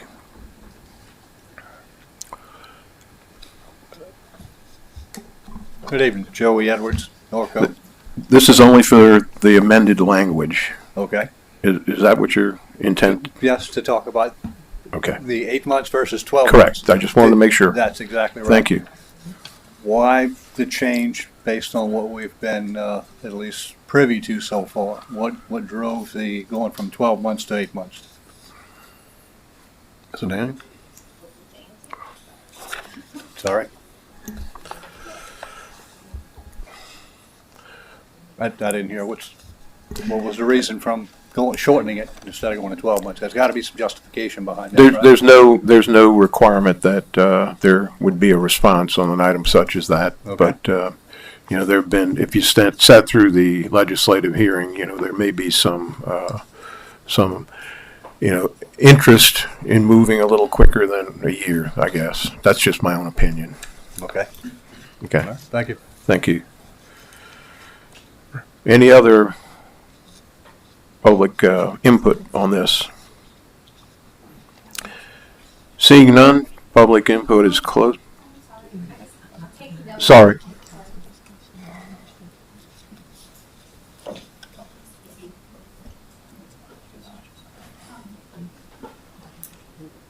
Hi, Rebecca Hilburn, 40 Melrose Drive, Destrehan. I know you don't have a requirement that you have to respond to this, but I'm just curious as a homeowner in this parish and as someone who grew up here, what is the rationale why the council wishes to move further from 12 months to 8 months regarding the moratorium? Like, what was the thought process?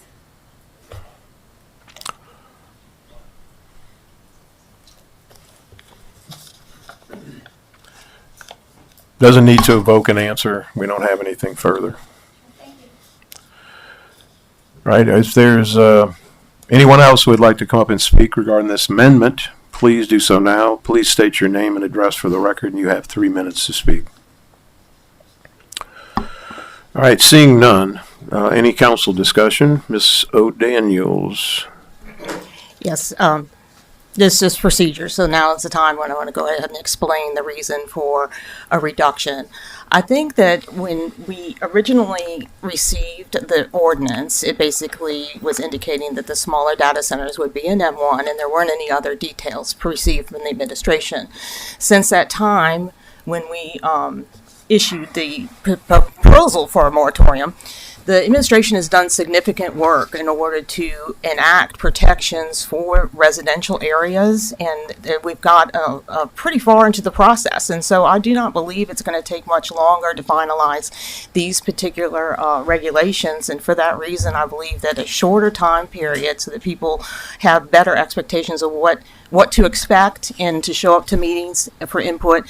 I think we need to shorten the time frame because there's no reason for it to take 12 months given the extensive work the administration has done so far. So I believe a shorter time frame is applicable at this point based on the progress that has been made so far, even though we do have more work to do. Thank you. Thank you, Ms. O'Daniels. Mr. Fisher. Thank you, Mr. Chair. I'm about as confused as everybody else out there. So after we vote on Ms. O'Daniel's motion to amend, I'm going to suggest that after that we table this, get the language in exactly the way she wants to write it, and take it up at the next council meeting. So that way we have everything correct and everybody's not confused. So that's my point on it. I think that would be most probably the best to make sure that we do cover everything, that we're not missing anything in what she wants to amend. So that's my opinion. You can take it or leave it. So I appreciate it. Is that a motion? Can't motion on top of motion. Gotcha. Okay. Ms. Fonseca. Thank you, Mr. Chairman. I'm also a little confused. I mean, we had a committee meeting earlier, which many of you attended. We have legislation that is being introduced tonight. That is good legislation. Again, it's not perfect, but it mimics exactly how we started when we did large and small scale solar legislation last term, and it was enhanced by some council members this term. Moratoriums historically, and I'm speaking with, I guess I'm in my 17th year of parish service here. They're for very, very serious matters. And at this point, we don't even have any data center, small or large, applications in the hopper. Our planning and zoning director and parish president have assured us. The legislation that was introduced tonight, it was introduced, correct? Did you introduce it? It's being introduced to the planning commission. It has to go to the planning commission first and then to the parish council. Thank you. I'm glad I clarified that. So then it'll go to the planning commission. That'll take a few weeks and then come back here, be introduced, and take a few more weeks, 2 to 4 weeks to get approved. So I don't, and our planning and zoning director has also assured us that should they receive an application, the code right now could be utilized to basically achieve the same objective.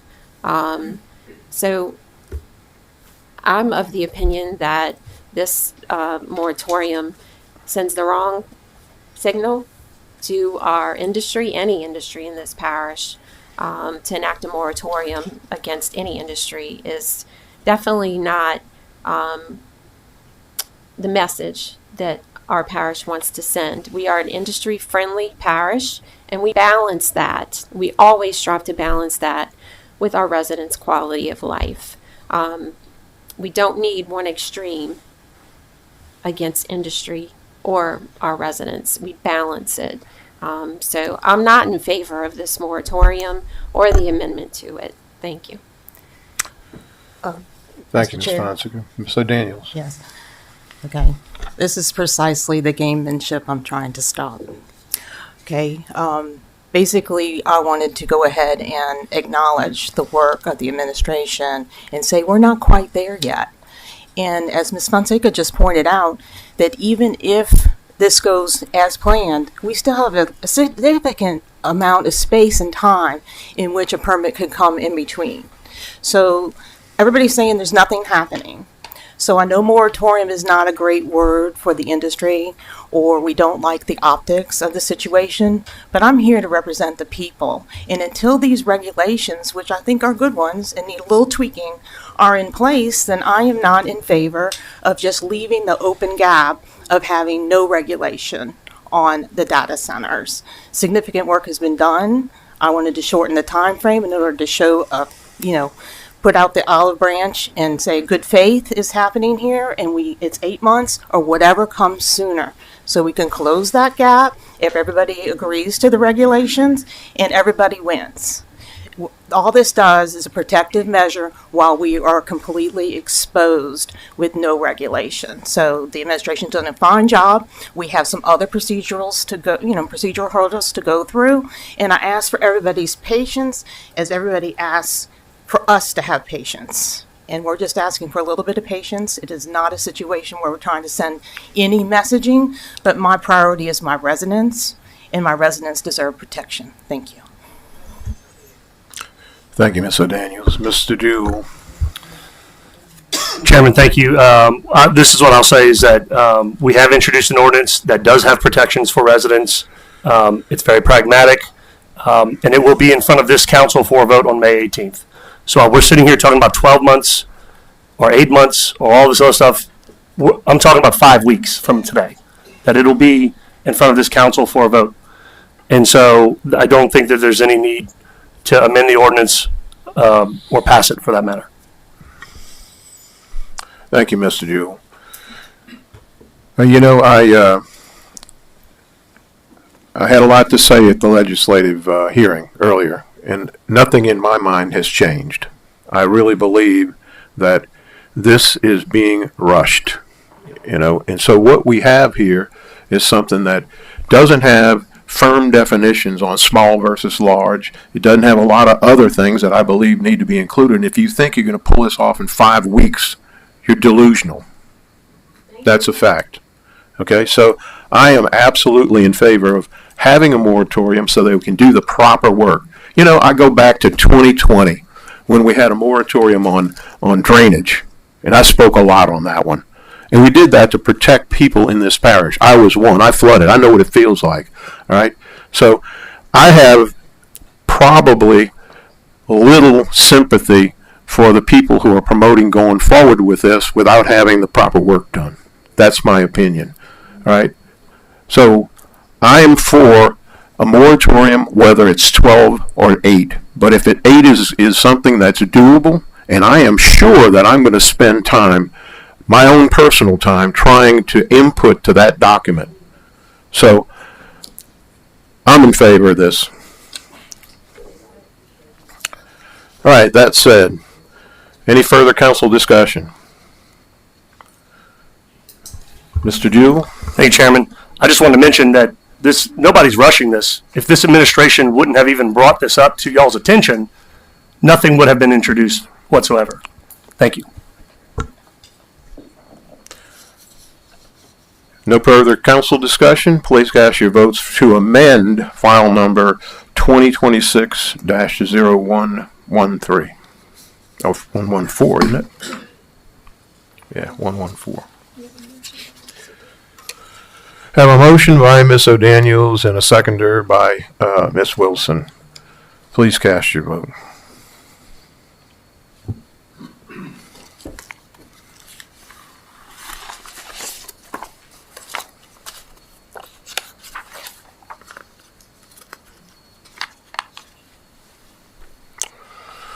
We have 5 yeas and 3 nays, with Mr. Brouillet being out, so that one passes. Okay, moving on. File number 2026-0014, as amended, is now open for public hearing. If there's anyone who would like to come up and speak regarding this item, please do so now. Please state your name and address for the record, and you have 3 minutes to speak.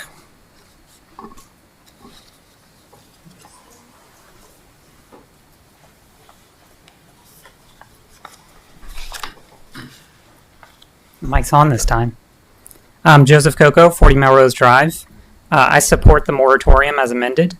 Ordinance 2026-009 discussed in the legislative meeting is a reasonable start. It establishes noise limits, screening, buffers, all those great things we talked about.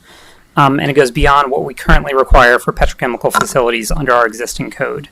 I'm glad the parish is taking data center regulation more seriously than we've historically treated industrial noise and screening. But 0089 doesn't yet answer the most important question: what data centers actually benefit this community and which ones just consume our resources? The ordinance classifies data centers based on whether they generate power on site. Grid-powered facilities go to M1, and it's important to note that the majority of data centers and the majority of AI data centers are grid-powered. There are some now that are becoming on-site primary power distribution, but the majority are still grid-powered. That means an AI data center consuming more electricity than some of the industrial plants would sit in an M1 with a 300-foot residential setback, a fraction of the 2,000 feet which we discussed required by M2. I wouldn't want to live 300 feet from one of these data centers when all those generators kick on. The ordinance doesn't address water consumption, it doesn't address total electrical load or grid impact, and it doesn't distinguish between a general purpose data center that could attract complementary businesses to the parish and an AI training facility that employs almost no one. This community already knows the trade-offs of living alongside large industrial operations. We've accepted it for petrochemical because they promise jobs and economic activity. An AI data center doesn't offer that trade-off. It consumes power and water at an industrial scale while creating almost no local employment. A couple companies are considering putting AI data training facilities in orbit. That's how irrelevant proximity to the community is for these operations. An 8-month moratorium pause would give the parish time to study what other jurisdictions have done more. Obviously, y'all have been in the process of that, and write regulations that reflect the actual range of what data center means in 2026. I'd rather we take the 8 months than permit something we can't easily undo. Thank you. Thank you, Mr. Coco. If there's anyone else who would like to come up and speak regarding this item, please do so now. Please state your name and address for the record, and you have 3 minutes to speak. Joey Edwards, 475 Merino Drive. So I want to start off by saying that I appreciate the proactive approach of getting things ready for a potential AI data center, regardless of what they say is coming, what's not coming. We haven't been approached. We have been approached. That proactive approach shows a lot for this committee, for the parish president. It's a good thing. But speaking on behalf of the citizens of St. Charles Parish, it's up to us to take a proactive approach. We've all educated ourselves on what's potentially coming. You heard me last time I was here. We have a place in North Louisiana. It's adjacent to Richland Parish. It's a disaster. That metadata center was forced on that community, and that's what I don't want to see happen here. This is very important to this parish. If it comes to be a metadata center that comes in, it's really going to be a bad thing. The last time I was here, I actually heard someone say, why would they want to come here? Well, why would Shell want to be here? Why would IMTT want to be here? Why are they expanding? It's Hurricane Alley. The same thing's going to happen with metadata. They'll make it work if they want to make it work. So from a proactive approach, this is the citizens standing up, being proactive to say, we don't want this. Thank you. Thank you, Mr. Edwards. If there's anyone who would like to come up and speak regarding this item, please do so now. Please state your name and address for the record, and you have 3 minutes to speak.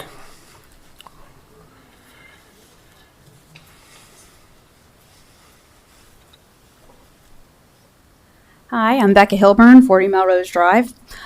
During the 8-month moratorium, I would really appreciate it if the parish council gave some sincere consideration to what is going to be done to protect the quality of life of the humans who live and work in St. Charles Parish, just beyond the regulations discussed in the legislative meeting regarding our power grid, regarding hurricanes in our power grid, regarding water access, regarding hurricanes in our water access, regarding use of roads during construction. Are data centers going to be given priority in these instances, or are citizens going to be given priority in these instances? And I'm also interested in hearing what you will come up with beyond enforcement, such as fines and fees and lawsuits, to protect the quality of life for the humans who live and work in this parish. Thank you, Ms. Hilburn. If there's anyone else who would like to come up and speak regarding this item, please do so now. Please state your name and address for the record, and you have 3 minutes to speak. Good evening, Chairman and council members. My name is Ray Gregson. I serve as the CEO of the River Region Chamber of Commerce. Our office address is 390 Belterre Boulevard, LaPlace 70068. However, I'm also a resident of St. Charles Parish, 314 Lac Cyprier Drive, Luling 70070. I'm here tonight in opposition to the proposed moratorium on data centers.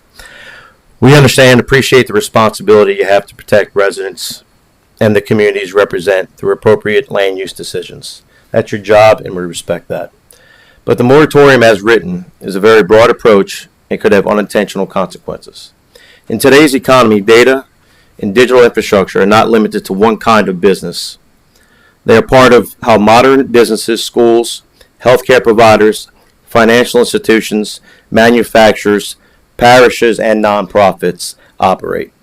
This moratorium sends the message that St. Charles Parish is not open for business. That is not the message our parish should be sending when there is already a more thoughtful and targeted path forward. The good news is St. Charles is the parish already has a better path forward in front of it, and we appreciate parish leadership for developing the proposed ordinance relating to data centers discussed previously in committee and a few moments ago. That draft ordinance addresses the concerns that led to this moratorium. It defines the use, places in the zoning code, limits higher intensity facilities with on-site primary energy generation to M2, and establishes standards for setbacks, buffering, screening, and noise. Most importantly, it explicitly says the definition does not include the equipment that is customarily included to an otherwise permitted use, such as servers associated with an office building. That is the right approach.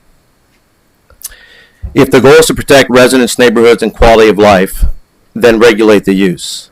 Write the standards, set the guardrails, use zoning, use setbacks, use screening, use noise limits.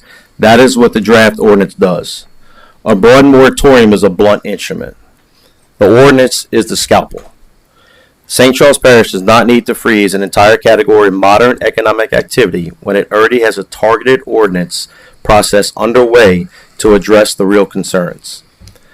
The River Region Chamber of Commerce stands for free enterprise, responsible growth, and local solutions. We respectfully ask that you reject the moratorium and continue the ordinance process already underway. Thank you very much. Thank you, sir. If there's anyone who would like to come up and speak regarding this item, please do so now. Please state your name and address for the record, and you have 3 minutes to speak. Good evening. My name is Larry Hand. My address is 4809 Jefferson Highway, Jefferson, Louisiana. I'm here tonight as Vice President of Regulatory Affairs for Entergy Louisiana.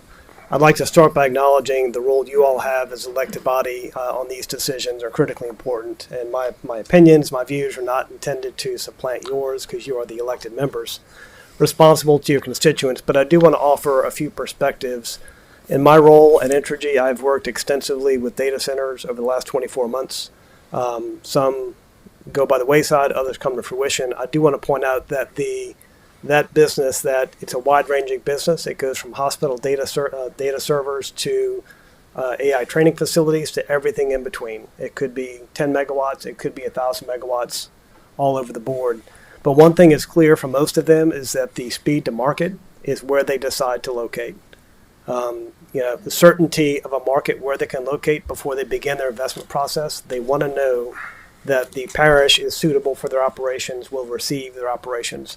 Whatever the use conditions may be, they want to know that it is certain and they can achieve their speed to market designs where they site their investment. I've seen that in West Feliciana. I've seen that in Richland Parish. And I would refute a comment earlier that the Meta data center was forced upon the people of Richland Parish. If any of you have ever met Mayor Friday Ellis from Monroe, he has quite a unique perspective on how that data center came about and how it was received. Again, I'm not from Richland Parish or Monroe, and I can't offer that, but I would ask you to consider his comments as well on that topic.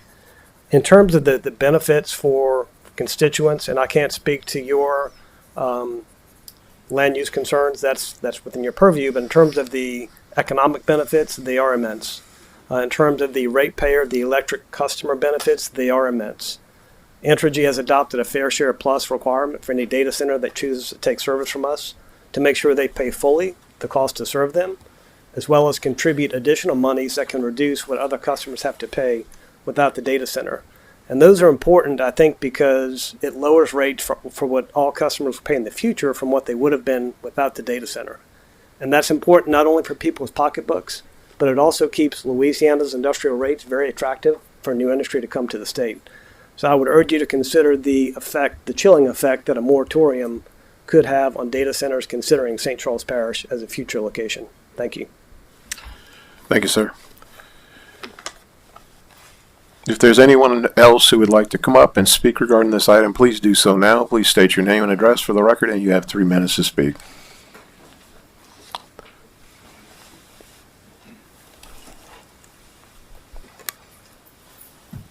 My name's Deborah Bicker, 130 Janet Drive in St. Rose. And he addressed the electrical grid, but when you do the research, that's not necessarily going to help customers. But what I've seen is that the voltage can be erratic, and it can actually affect people's homes, and it can fry things that are in their home. It's going to come back on them. Nobody has addressed what are they going to do with the water that they use to cool these centers. That water is toxic. You can't drink it. You can't use it for farming. Where's that water going? What are they going to do with that? And I don't know why everybody's so concerned about a moratorium while everybody's trying to process what's going on. And these centers basically end up in lower income, lower educated areas. I don't think anybody wants those close to their home. The sound, from what I understand, all of these so-called right-of-ways, all of the different things that you're going to put up to help with the noise, it really hasn't helped people from what I've understood. I don't know. I just think that pushing this and saying, okay, on May the 18th, we're going to go with this. I think that's wrong. I think that's really disrespectful to the people who have homes that could be affected. That's wrong. I think everybody needs to just take a break, slow down, and let's get it right. If you want it in your backyard, I guess go for it. But I guarantee you it's not going to be in somebody's backyard that sits on this council. But it could be in my backyard because there's a field behind my house. And I don't care how high that wall is that you think you're going to build, it's not going to be sufficient from what the research I've found on the internet. Thank you for your time. Thank you, ma'am. If there's anyone else who would like to come up and speak regarding this item, please do so now. Please state your name and address for the record, and you have 3 minutes to speak. Hi, Marcia Culver. I live at 163 Thoroughbred in Muntz. And I'd like to thank Matt for his work, the proactive work at bringing this to everybody's attention. And one of the things that folks fail to realize is discussion is healthy. This is something a lot of us know nothing about. It's a new technology. It's new to a lot of people. And I appreciate everybody's discussions on it.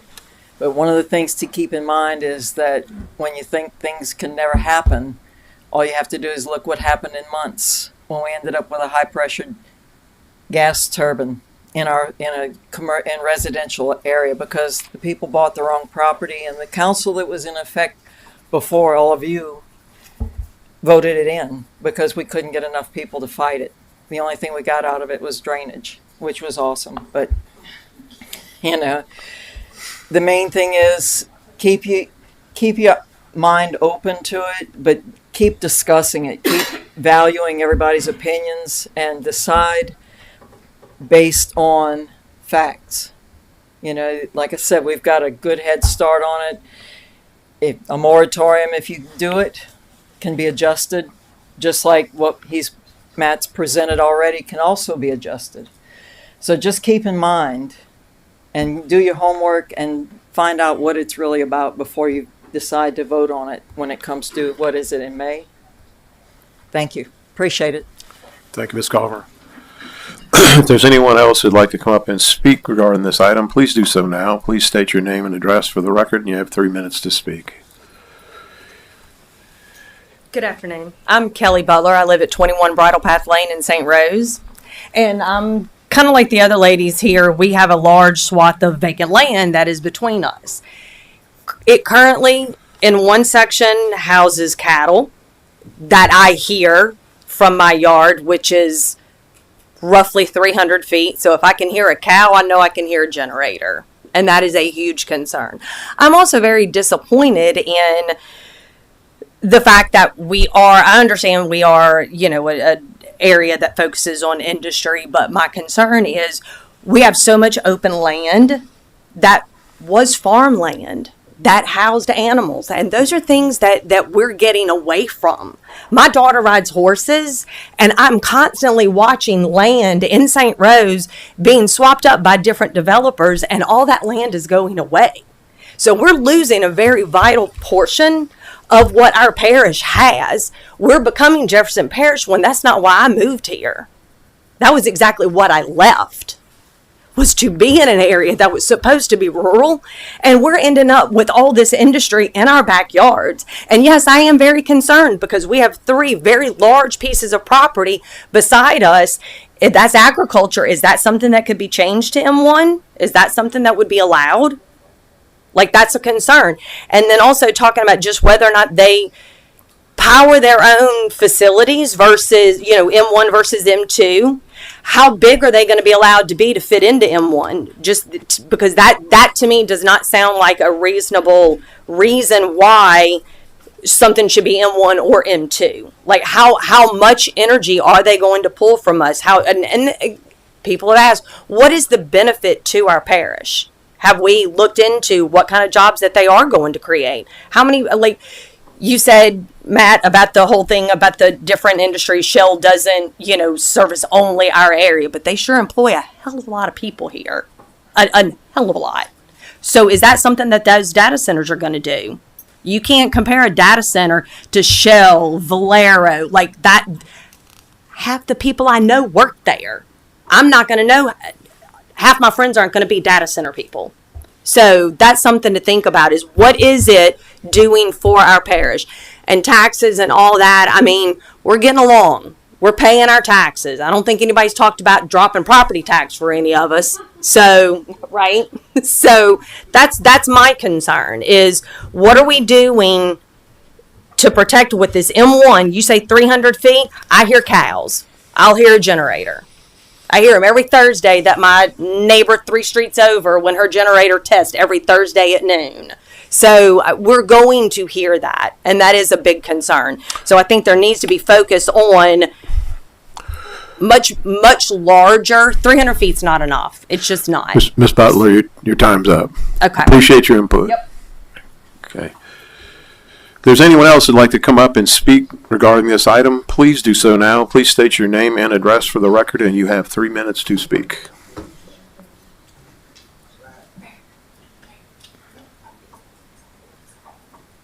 Good evening, folks.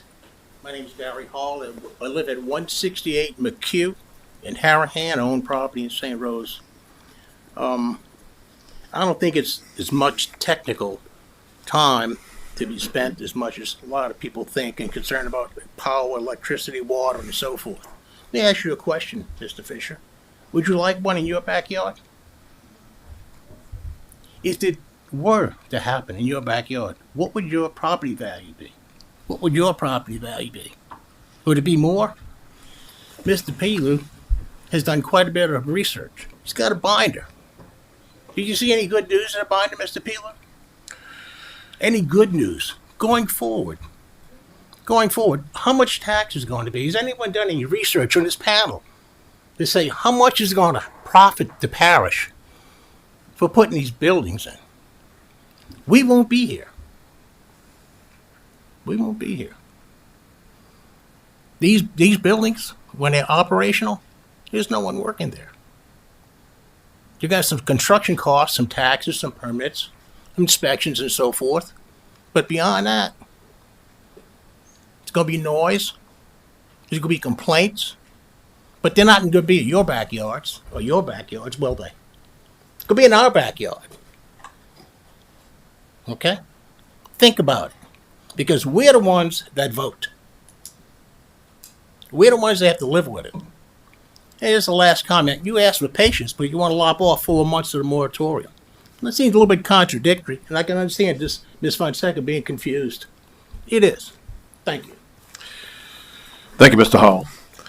there's anyone else that'd like to come up and speak regarding this item, please do so now. Please state your name and address for the record, and you'll have 3 minutes to speak.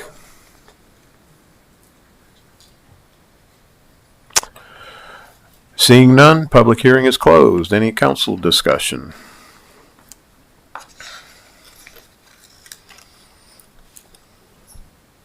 Mr. Mobley. Thank you, Mr. Chairman. I would like to propose an amendment to this ordinance. An ordinance to enact a moratorium on the permitting, consideration, approval, location, construction, and/or installation of any cloud and hyperscale data center facilities for a period of 8 months.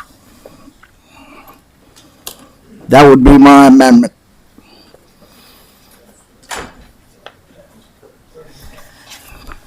Point of order, I'd like to ask legal counsel if that's a material change in the debt. With all due respect, I don't even know what these terms mean. Discuss whether it's substantial or not. My thought process would be that it's not changing anything that's germane or substantial to the fact of a moratorium dealing with data centers. I think the definition of data centers that is in the current proposed ordinance is pretty all-encompassing and came from my understanding, the state definition of what is a data center. So I'm not sure if adding of a cloud definition changes that in any way substantially.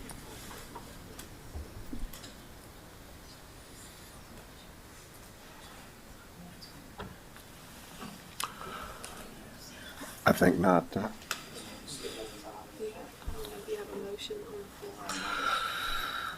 Mr. Mobley, are you making a motion? I'm making a motion to amend the ordinance we're discussing.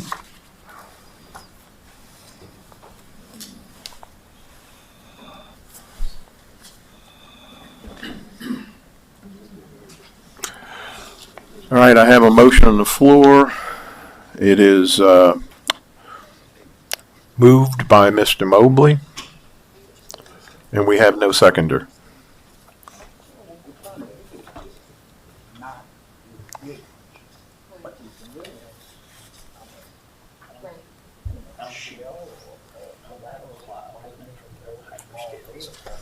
Hyperscale is a problem, no question.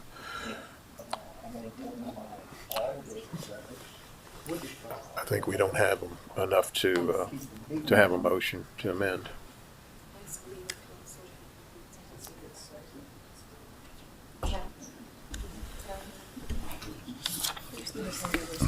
Mr. Rube, can I get a recommendation on this motion? I don't think anyone seconded the motion yet. Nobody seconded.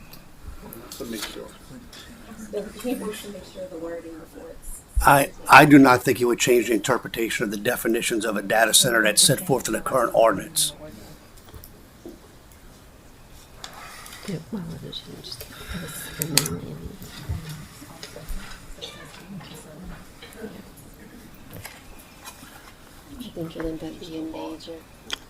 Unfortunately, the motion to amend is not moving forward for lack of a second. Okay, Ms. Wilson. Yes, thanks, Mr. Chair. Ms. Bicker and the young man with the gray jacket on, you spoke about not in my backyard.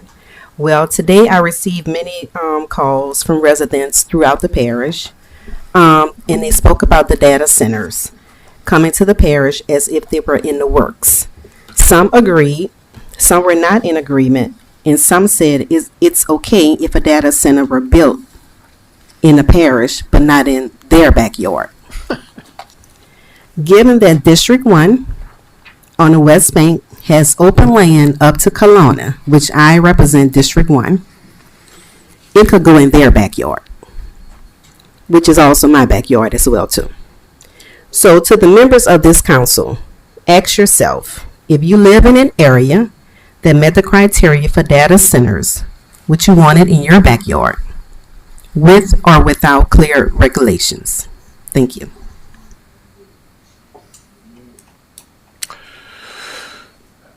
Thank you, Ms. Wilson. Ms. O'Daniels? Thank you, Mr. Chair.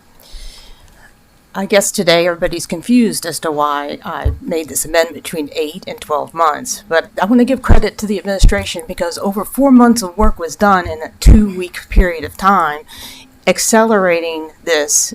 And a lot of these proposed ordinances that the administration has proposed, they're very generous. And I believe that we have actually accelerated this process. At the same time, I want to make sure that we do have that space where there is a moratorium until we get the regulations actually in place, whether that be May, whether that be June, July. This gives us time and space. Someone wrote me to oppose the moratorium, and I want to go ahead and read briefly what I did share with him and some of our council members because this is best to be served in public. The key to understanding the moratorium lies in a simple and important fact. St. Charles Parish ordinances do not currently regulate data centers. This is not a debate, and whether a data center belongs here is a question of whether or not we're prepared for them. Energy representative indicated speed to market.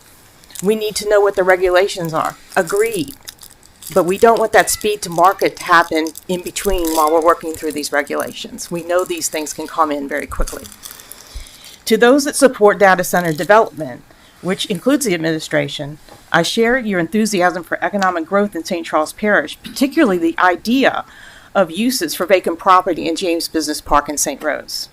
The parish has always been open to most industries, and nothing about this moratorium changes that. What it does is ensure that once a data center comes, it comes on the terms that protect our residents and reflects our community's respect for a balance between industry and our residents. A moratorium is a pause. It is not in opposition to investment. It is about space and time to perform the due diligence. It takes months to develop a thoughtful land use framework for the type of data centers we're discussing in the code. A brief pause does not reflect weakness. It does not reflect reticence. It comes from a position of promoting responsible governance. Data centers are known to require significant backup generation, and we've heard from our residents today, as well as fellow council members, some of our concerns that haven't been addressed by this proposed ordinance. For those that are focused on the economic benefit, we need to consider what the actual return looks like as well. Other parishes and municipalities that welcome data centers without protective provisions are now dealing with noise, infrastructure, and quality of life changes with no legal avenues, no remedy.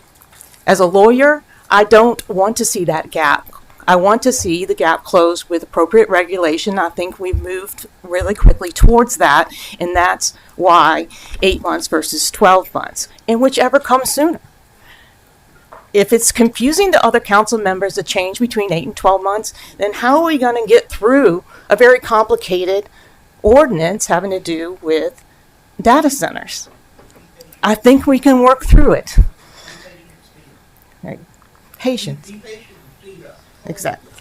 So, anyway, we appreciate everyone expressing their opinion, and I believe a moratorium at this time is appropriate. Thank you. Thank you, Ms. O'Daniels. Mr. Jewell. Thank you, Chairman. Let me start by addressing some of the concerns directly because, again, I understand where they're coming from.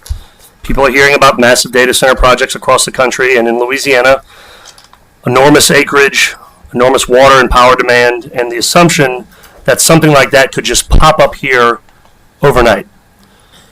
That's not how this works, and it's not the situation we're in, and it's not grounded in reality. Data centers are not new.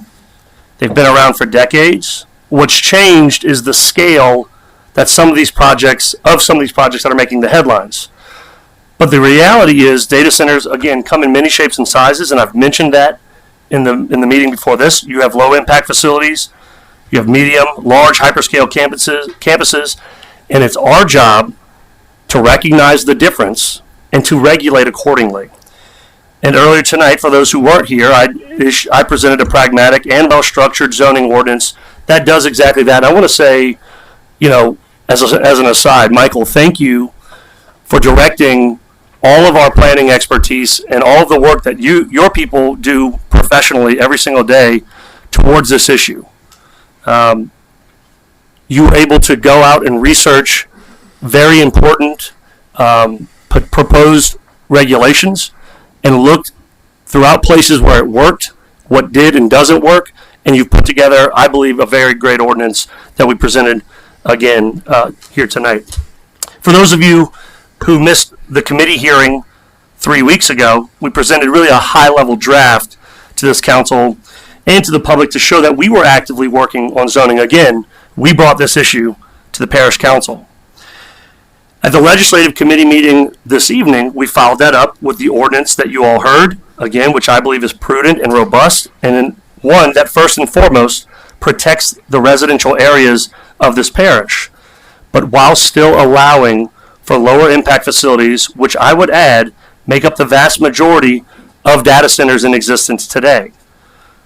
That ordinance also clarifies and reemphasizes that the hyperscale facilities, those large campus-style developments that the people are most concerned about, would be placed in M2, our heavy industrial district.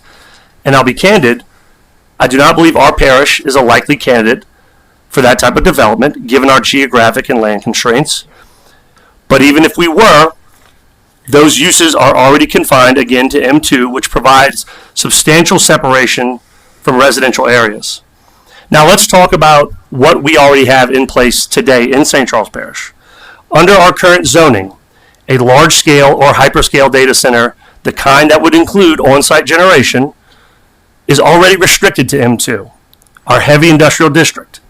And again, I think it's important to say it out loud that even at that scale, a data center is not the most intensive thing that we allow in M2. We already allow significantly heavier industrial operations in those areas and have for decades. For M1, we're talking about something completely different. Smaller, lower impact facilities. A large-scale facility seeking M1 today, assuming that it didn't need to generate its own power on site, would face some hurdles that would make placement in M1 unrealistic. For starters, there's not enough contiguous M1 property in the parish to support a large-scale campus. It simply doesn't exist right now. You could not do it. Even if a large-scale facility insisted that it be placed in M1, it wouldn't happen without a full public process. It would require a request to rezone, which would be reviewed and analyzed by our planning and zoning department, a vote by the planning commission, and then ultimately a vote by this parish council. In other words, this council would have to rezone a significant chunk of property, the balance of whatever M1 was needed, to be able to make that happen. Judging from the conversations we're having tonight, I think we would all agree that a large-scale facility in M1 would be inappropriate. So the idea that something that incompatible with M1 could just appear without any oversight is not grounded in how our process has worked or would work. And I want to reiterate, right now, data centers are not specifically defined by our code. That means they're already interpreted as permitted in industrial districts today. What the ordinance I presented earlier this evening does is put structure around something that already exists, adding setbacks, adding noise standards, adding buffering requirements, if these types of projects are proposed adjacent to residential areas. In other words, it puts those protections in place for our residents that they are concerned with. And that's why a moratorium is not necessary.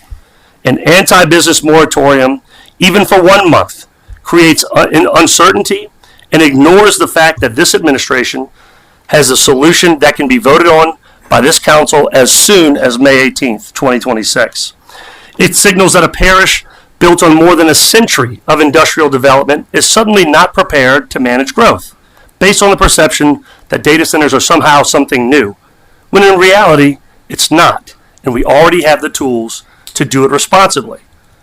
Other parishes may choose to do moratoriums, but historically, those parishes have looked at St. Charles as the gold standard, not the other way around. And while we might seek to pause, the world is not pausing. The demand for data computing is only going to increase. artificial intelligence, cloud services, healthcare systems. This is foundational infrastructure now. And the question in front of us is not whether this industry is going to grow. It will. The question is whether St. Charles Parish chooses to move forward with a clear plan or whether we step back despite having an option to move forward. That's the choice in front of you here tonight. We were built around large-scale industry. We have infrastructure in this parish that most communities in Louisiana don't. We already have facilities that use enormous amounts of water and power, and we understand how to manage that. This isn't new to us. And that's why the ordinance I presented earlier matters. It recognizes the realities of this industry, that not all data centers are the same, that they're not all 2,000-acre campuses. It separates large-scale projects into M2, allows for lower impact facilities in M1 with clear standards and protections for our residents. It's measured, it's structured, and it's in line with who we are as a parish. But this moratorium is not. It's reactionary. And if passed, it sends a signal, not to just this industry, but to every industry and every business, that St. Charles Parish is not open to investment, we're not confident in our processes, and we're not willing to manage growth. And once you ring that bell, you cannot unring it. The very fact that we're hearing this ordinance tonight has hurt St. Charles Parish from an economic development standpoint. That's a fact. Businesses of all types have seen this, and they're going to factor this into their future planning. So the choice here is pretty straightforward. We can move forward with a policy that provides clarity, protects residents, and allows us to evaluate opportunities on their merits, or we can pass a moratorium, move our parish backwards, and creates uncertainty where none needs to exist. I don't believe a moratorium is necessary, especially when we've already have a solution on its way to the Planning Commission. But don't take my word for it. Let's look at the whereases in the existing ordinance that is in front of you right now. Whereas a data center means any facility or campus or facilities interconnected facilities which have primary business purposes of processing, storing, retrieval, or communication data, including apparatuses for power, cooling, and connecting. Setting a definition of a data center. Check. Our ordinance does that. It's essentially the same definition. Whereas due to the concerns of the public, parish officials about appropriate regulations to regulate data centers, among other issues associated with data centers, we have appropriate regulations on their way to the Planning Commission right now. Whereas the parish has a legitimate purpose in addressing the proper design, size, location, and operation of data centers in the parish. We agree, which is why we've drafted an ordinance and presented it this evening to do that. Whereas the amount of water and energy consumed and noise produced by data center raises concerns that the necessary regulations may be required to protect the public, health, safety, and general welfare. Again, large-scale users of electricity and water are not new to St. Charles Parish. Given our industrial makeup, we possess significant water capacity to accommodate new industrial users, not just AI data centers, any type of facility that would normally go into M2. We do this all the time. Whereas it is appropriate for the parish to have the necessary time to formulate the protective regulations for the parish and enact a moratorium of 12 months. Again, it's done. We have it on its way to the Planning Commission. Whereas the parish is reasonably concerned with appropriate regulation of future data centers could be established within inappropriate or inadvisable locations in the parish. Once again, our current zoning plus the enhanced regulations that we presented earlier tonight address this issue. Finally, whereas the parish determines the adoption of an ordinance is necessary to preserve the public peace, health, safety, and by preventing inappropriate location, establishment of data centers in St. Charles Parish, during this time, need to study, review, and enact appropriate regulations. We agree on this concept, but this moratorium doesn't actually solve this. Our ordinance does, and I would encourage you all to please vote no. Thank you, Mr. Jewell. Ms. Fonseca. Thank you, Mr. Chairman. Corey, question for you about this moratorium language. It's all encompassing, correct? Meaning if this is approved tonight, that it essentially is, it means all sizes of data centers, including those that are are owned and operated by companies for their own internal use, such as the ones that we use here for the parish. Anything that would fall within the data center definition, I think it may be a little bit different of a facility or a campus of facilities, whether an internal computer system, such as in the courthouse, would meet the definition of a data center. I'm not sure, but I believe as Mr. Gregson spoke about the fact that there was some data centers that can be maybe necessary for our hospital or schools. There's a strong belief that the definition, as Mr. Albert's showing me right now, such as services associated with an office building, hospital, what was that? Oh, I'm sorry. The moratorium right now would be all encompassing. The ordinance that's proposed, however, does have exclusions for So, it. right, not the ordinance. Not the ordinance, the issue, moratorium. with this moratorium tonight is that it is all encompassing. Correct. I mean, we're basically saying no to not just a mega data center. We're saying no in this ordinance to any business that will have a data center, large or small, that wants to come in this parish. Is that correct? That's how that could absolutely This be is read. how I this think- is worded. And I think Councilman Mobley, without me knowing the exact definition was of what trying- cloud was, yes. was trying to get a little more specific. He was. As to what that would be. I'm assuming that was his intent, was to make it more narrow. It was. Rather than all encompassing, but like I said, I'm not sure what cloud definition is when it comes to data centers, but I think Right. that was his attempt. So, I think at this point in time, I'm not sure the intent is truly to do all, small businesses included. Right. And I do think, because it's mentioned so many times throughout, that if we attempted at this point to try and tweak the language, it would be a substantial change. Would you agree? I think if you attempt to add the language as is in the ordinance, where it specifically does not include data processing, storage, and retrieval, that would be a substantial change, just in the order of all data centers. Right. You're agreeing with me, in other words. Okay. Okay. So what I would like to do at this point is table this until it can be refined, because I don't think this entire council wants to put this moratorium out there that it would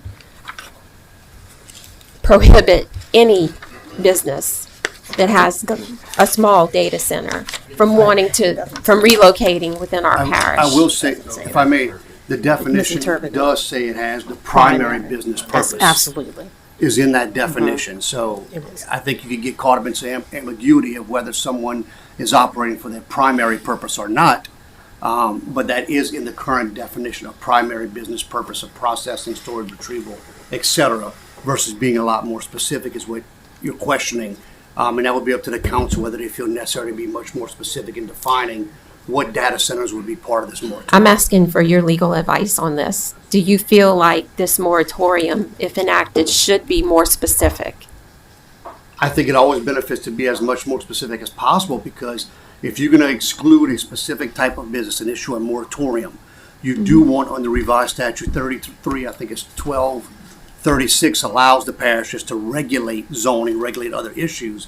Being as specific as possible would, I think, allow the residents of the parish to know exactly what is part of this moratorium, would let other businesses know what is part of that moratorium, whereas being broad could cause some confusion. Right. So I have a motion on the floor to table this until such time that the language in it can be made more specific, so that we avoid any negative impact to businesses who may be wanting to locate in here that aren't the mega data centers, which is the real reason for the intention of this moratorium. No. Thank you, Mr. Chairman. Motion on the floor. Should we let Ms. O'Daniel speak? All right. We have a motion on the floor by Ms. Fonseca, seconded by Mr. Fisher, for file number 2026-0114.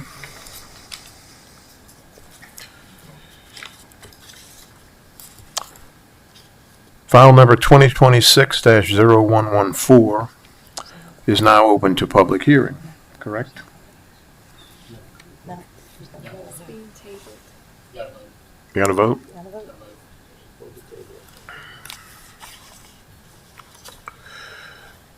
All right.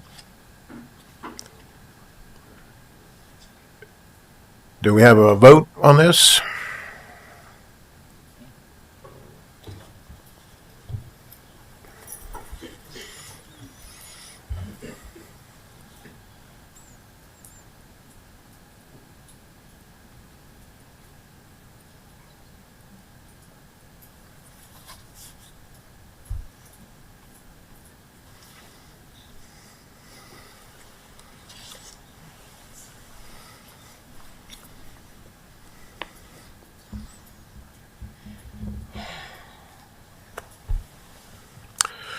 All right, the motion failed. Mr. Mobley voting against. Mr. Wilson, you want to call those out?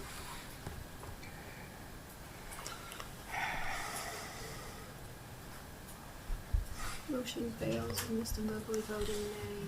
Yeah, right. Ms. Wilson, nay. Pilier, nay. Carmdale, nay. Daniels, nay. Fonseca, Skiba, and Fisher voting yay. And then Ms. DeBruy is absent.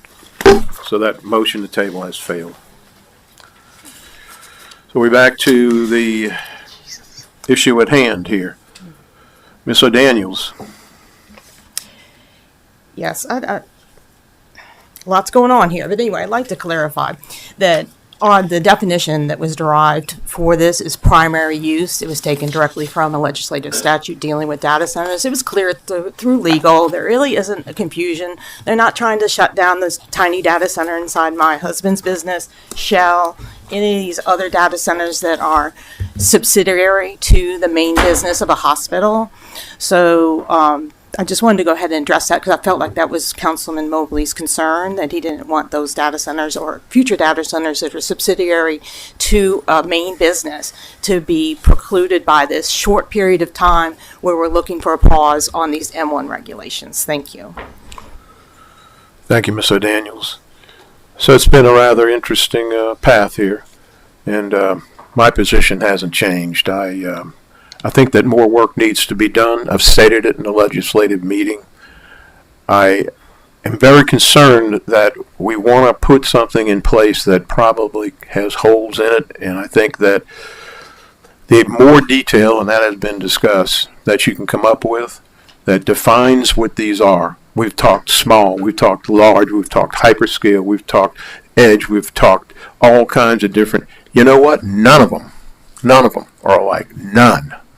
So the resources that are used, what they're used for, and how they're built, and then, quite frankly, what they do to people when they stay afterward. Okay? And question, exponentially, the things I read, exponentially, these data centers are continuing to increase around the nation, and that by 2030, I think that they're going to almost double. In AI, in Bitcoin mining, are causing that. So every time you pick up your phone and you look up a little search on your browser and you've got an AI component, guess what that does? That causes additional bytes of information and a lot more data to be stored. That's the reality here, folks. So I'm not trying to tell you that any of that's going to change, because it seems like it's almost like heroin. People get used to this stuff and they're injecting it in their arms all day long. And I feel like that's pretty, it's too bad. It's bad. But we don't have to accept something that we're going to have to go back within a few weeks and say, oh, well, we'll make this change in a rush.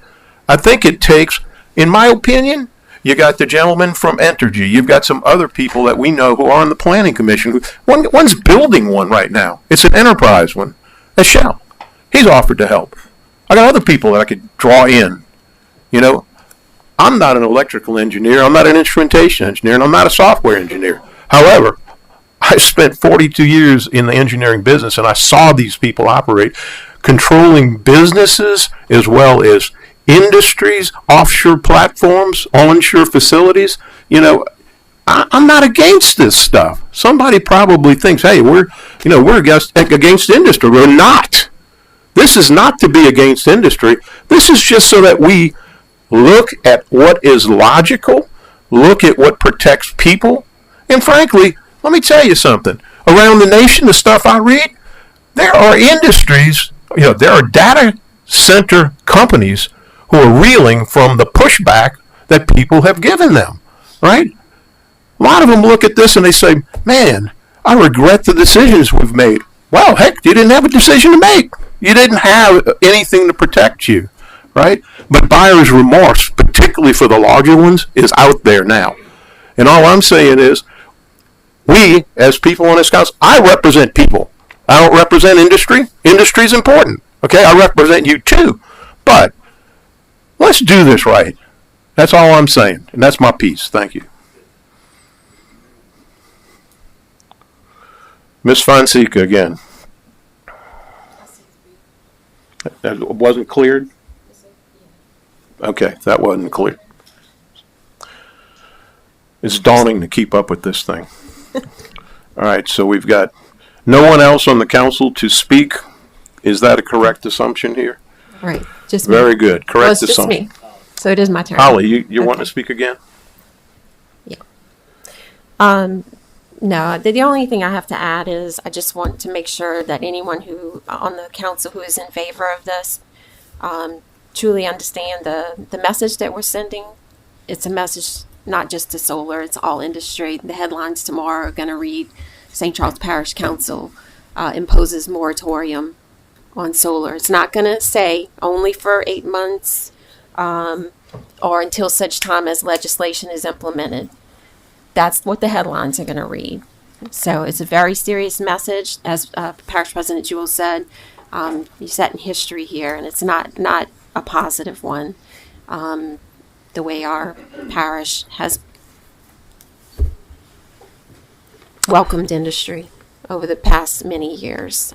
So I just urge you all to think about that. We did not put a moratorium in place when we were working on the solar ordinance. In fact, District 1 Councilwoman Wilson sponsored that ordinance. So it worked out just fine. I mean, the ordinance was in place. It wasn't perfect. It was enhanced this term. And I see that this could be done the same way. I just feel like this has been made a mountain out of a molehill. It could have been very easy. And I also am concerned about the fear that has been instilled unnecessarily in our residents, the way this has been handled.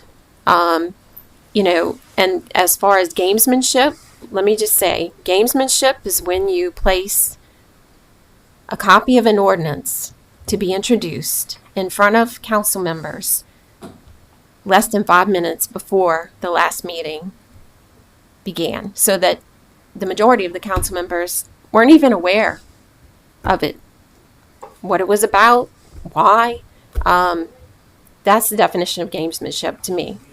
It's not transparent. So just think carefully about the message that you are sending. Thank you. Thank you, Ms. Fonseca. Mr. Fisher.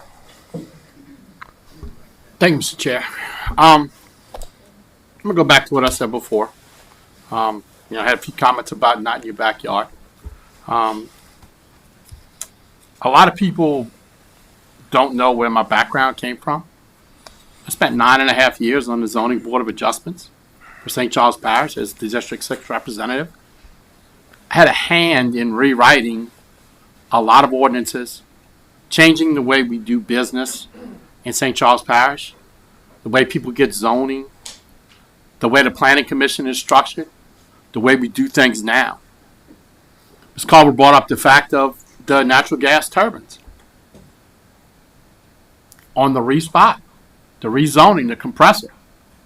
I was in opposition. I sat there in front of this council and told them it was a spot zoning. When I see something that's wrong, I say that. I've done it since the day I got elected, and I'll do it to the day I finish this term. We cannot set out something like this like Ms. Feitzika said, that goes and throws this cast net, this broad cast net about nobody doing business. She's right. Tomorrow morning, the headlines will be St. Charles Parish Council denies industry, is not for development. Ms. PLA stated it very good. We were elected to serve you. Yes, we were. We are. And the first thing of my rule is to make sure the public and the health welfare is there. Okay? I support the fact that industry has been in St. Charles Parish. I have been here all my life. You've had friends that have worked in this industry. You people have worked through St. Charles Parish. You people have came home and retired in this parish working for industry. It's nothing different. What President Jewell has proposed is an ordinance that will protect the people of St. Charles Parish. 300 feet's not enough. You know, that's something we could talk about in the Planning Commission. That's what it's going for. Okay? But Mr. Albert has taken his resources and his time and researched this. I believe in the system. I support the system. But I cannot support a moratorium that says St. Charles Parish is closed for business. It's just not what we are about. Thank you. Thank you, Mr. Fisher. Sorry. Time to vote. All right. File number 2026-0114 is open to, is going to be voted on now as amended. Please cast your vote. Not to amend. I know.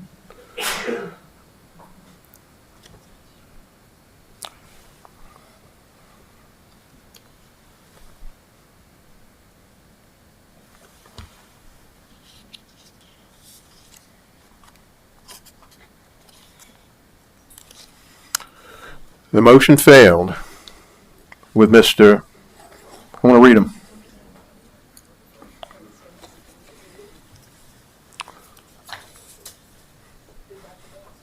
Sorry? Neither. It flashed.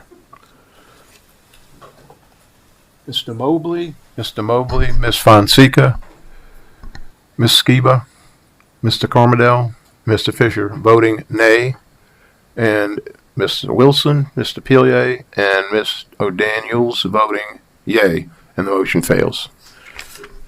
Thank you. All right. Resolutions. 2026-0107, a resolution notifying the Louisiana Department of Environmental Quality that the St. Charles Parish Department of Wastewater has reviewed the Municipal Water Pollution Prevention Environmental Audit Report, LA 0073521, AI 43357, Hanville Wastewater Treatment Plant, as set forth the required action. Mr. DeGeneres? Yes, sir. We'll try to be quick. So we rate our treatment plant and the collection system for the Hanville area, and the low score is the better score. We have a score of 80. We do have some issues. We have loading issues. That's why we have a 20, and then the age of the plant, 50. We're right now at 60% plans for the upgrade at the Hanville plant. Hopefully we'll get that out to bid this year, as we're shooting for the third quarter of this year. You'll see those numbers come down. That'll help with the loading issues that we have because we're increasing the capacity of that plant. So we should be able to resolve a lot of these issues with the upgrade of the Hanville plant. But I recommend your approval of this. 80 is a good score. Like I said, low scores are better than a high score. Thank you, Mr. DeGeneres. 2026-0107, now open to public comment. If there's anyone who would like to come up and speak regarding this item, please do so now. Please state your name and address for the record, and you have 3 minutes to speak. Seeing none, public comment is closed. Any council discussion? Seeing none, cast your votes, please.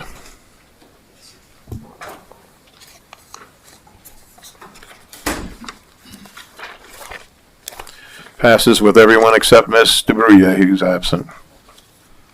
Next is 2026-0108, resolution notifying Louisiana Department of Environmental Quality that the St. Charles Parish Department of Wastewater has reviewed the Municipal Water Pollution Prevention Environmental Audit Report for LA 007-3539, AI 39862.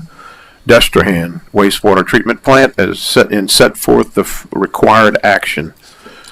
Same thing for the Destrehan plant. We had a score of 75.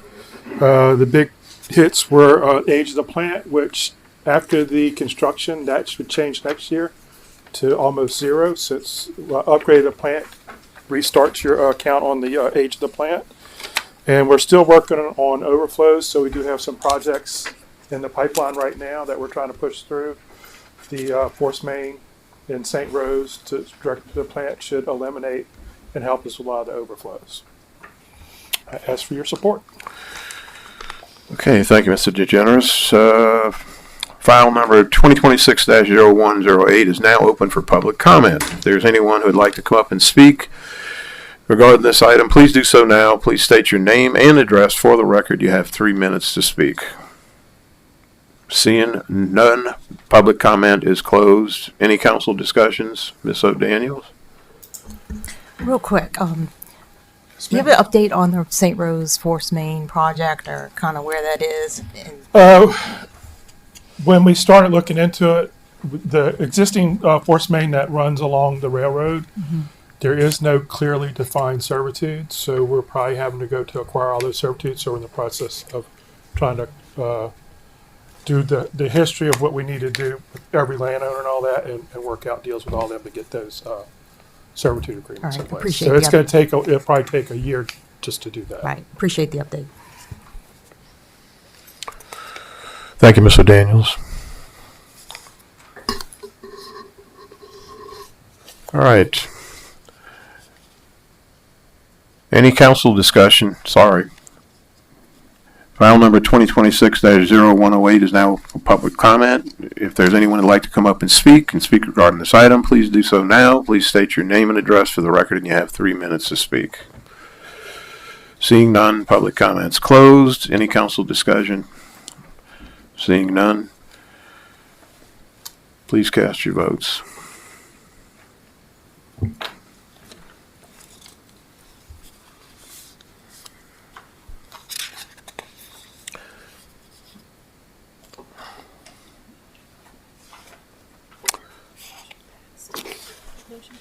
Yeah.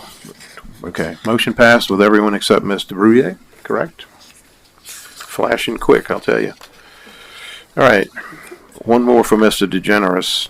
Resolution 2026-0109, resolution notifying the Louisiana Department of Environmental Quality that the St. Charles Parish Department of Wastewater has reviewed the Municipal Water Pollution Prevention Environmental Audit Report for LA 003-2131 AI 43356 Luling Oxidation Pond, and set forth the required action. Mr. DeGeneres. We have a great score here of a 28, and out of like 560 points, so lower score being the best. The issue here, we had some effluent quality issues. That's due to high growth in the pond. Alligators drag things through the pond and all that, so we do get some of the stuff when we get our final count, where we have some high solids and stuff in there because of the growth from the lilies and stuff. But I do ask for your approval of this. Thank you, Mr. DeGeneres. All right, file number 2026-0109 is now open to public comment. If there's anyone who would like to come up and speak regarding this item, please do so now. Please state your name and address for the record, and you have 3 minutes to speak. Seeing none, public comment is closed. Any council discussion? Seeing none, please cast your vote.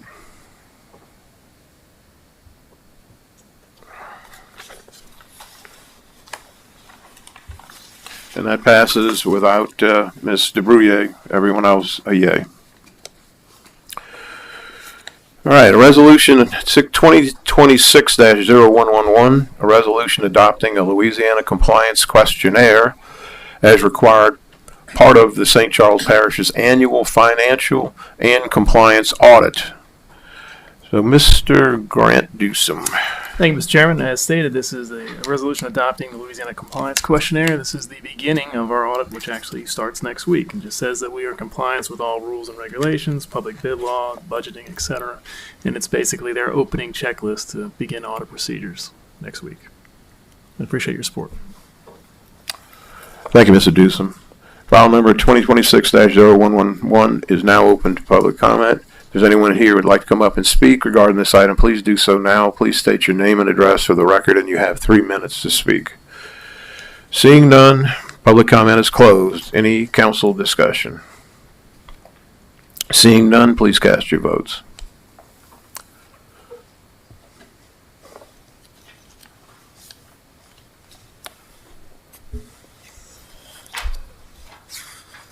All right, that passes with everyone yay, except for Mr. Brouillet, who's not here today.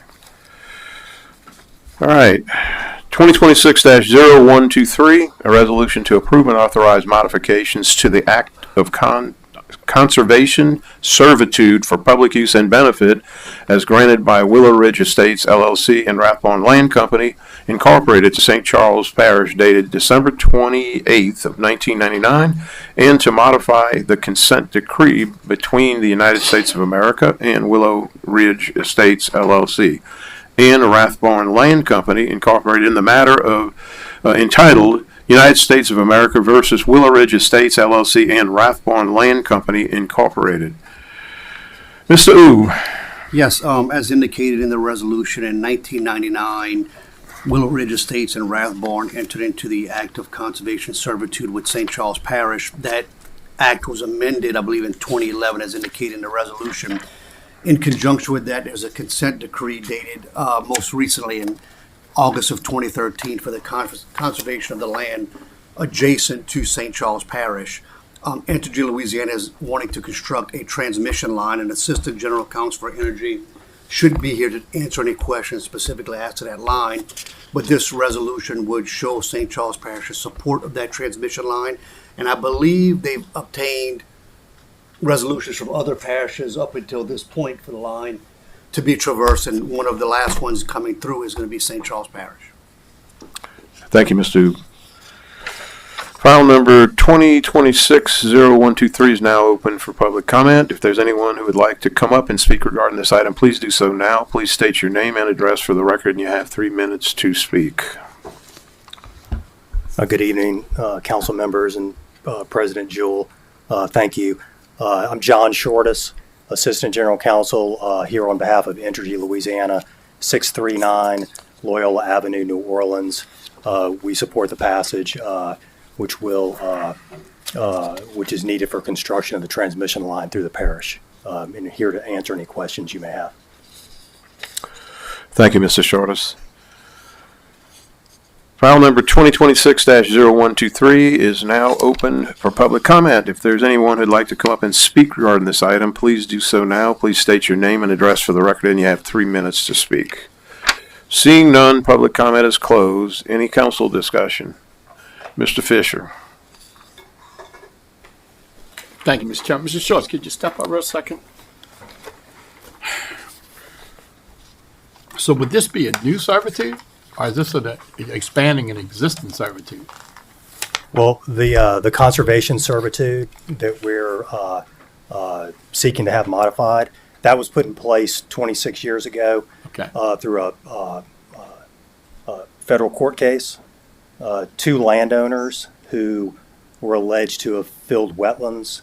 The government filed a suit against them, and as part of that settlement, they were required to put this conservation servitude in place on their property in favor of St. Charles Parish. So it was a servitude over 370 acres, and this modification would pull 29 acres out of that servitude. It's been done before. Back in 2011 for a levee project. The St. Charles Parish was involved in that, in having the servitude modified at that time. So it's just pulling this acre. It's not creating a new servitude, It's pulling this acreage out of an existing servitude. And this transmission line runs from Waterford back towards Jefferson Parish? Waterford to Churchill and Iberia It continues Parish. all the way up to Iberville Parish. Okay, thank you, appreciate it. Thank you, Mr. Fisher. Ms. Fonseca. Thank you, Mr. Chair. I was just going to say pretty much what the gentleman said. As a member of the levee team, we did modify the conservation easement for the Willow Ridge levee. And any time that you want to take acreage out of the conservation easement, you do have to go through this process, which I believe Energy has started the process. So I agree with what he said. Thank you, Ms. Fonseca. All right. Any further council discussion? Doesn't look like it. Please cast your votes for file number 2026-0123.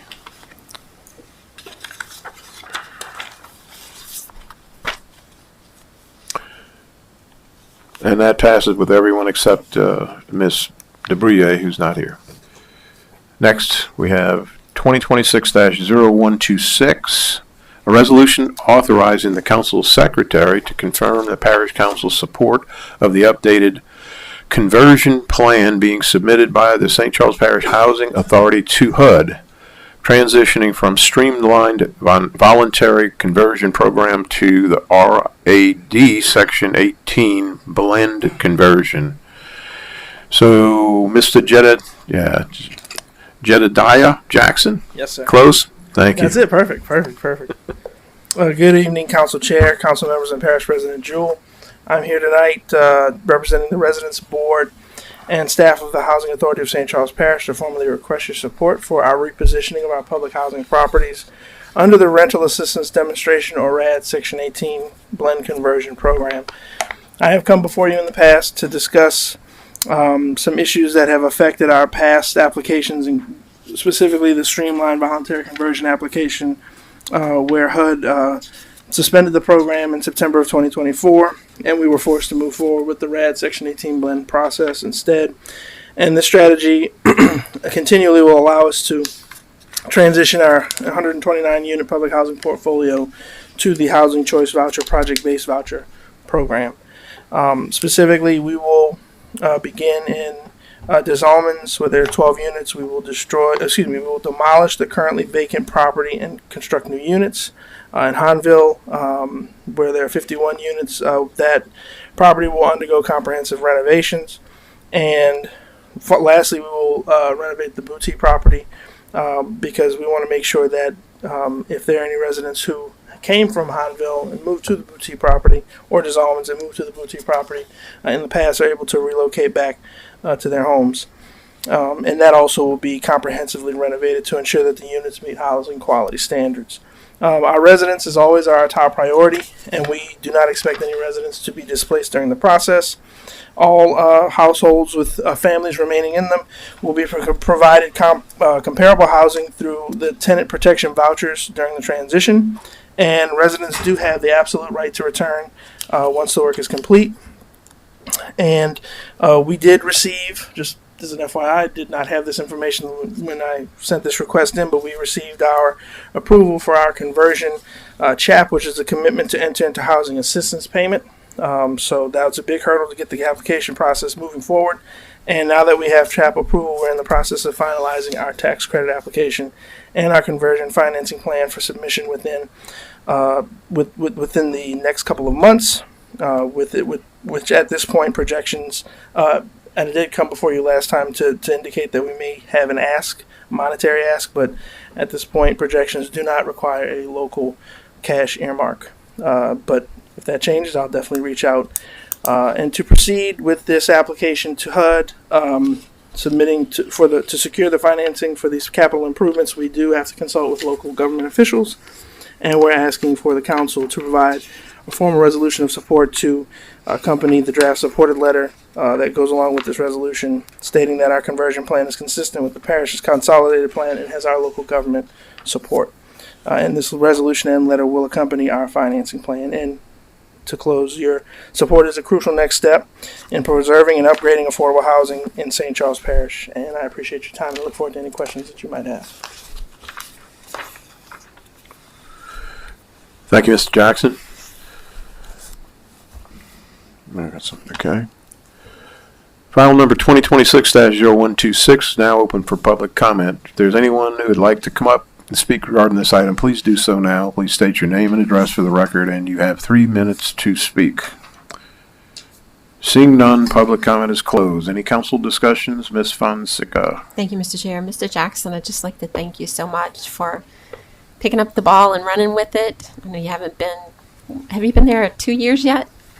I know. It'll be 2 years, July 1st. Okay. Yes. But, I mean, it's come a long way, and it looks like it's finally going to happen. You know, this is a long time coming, so thank you so much.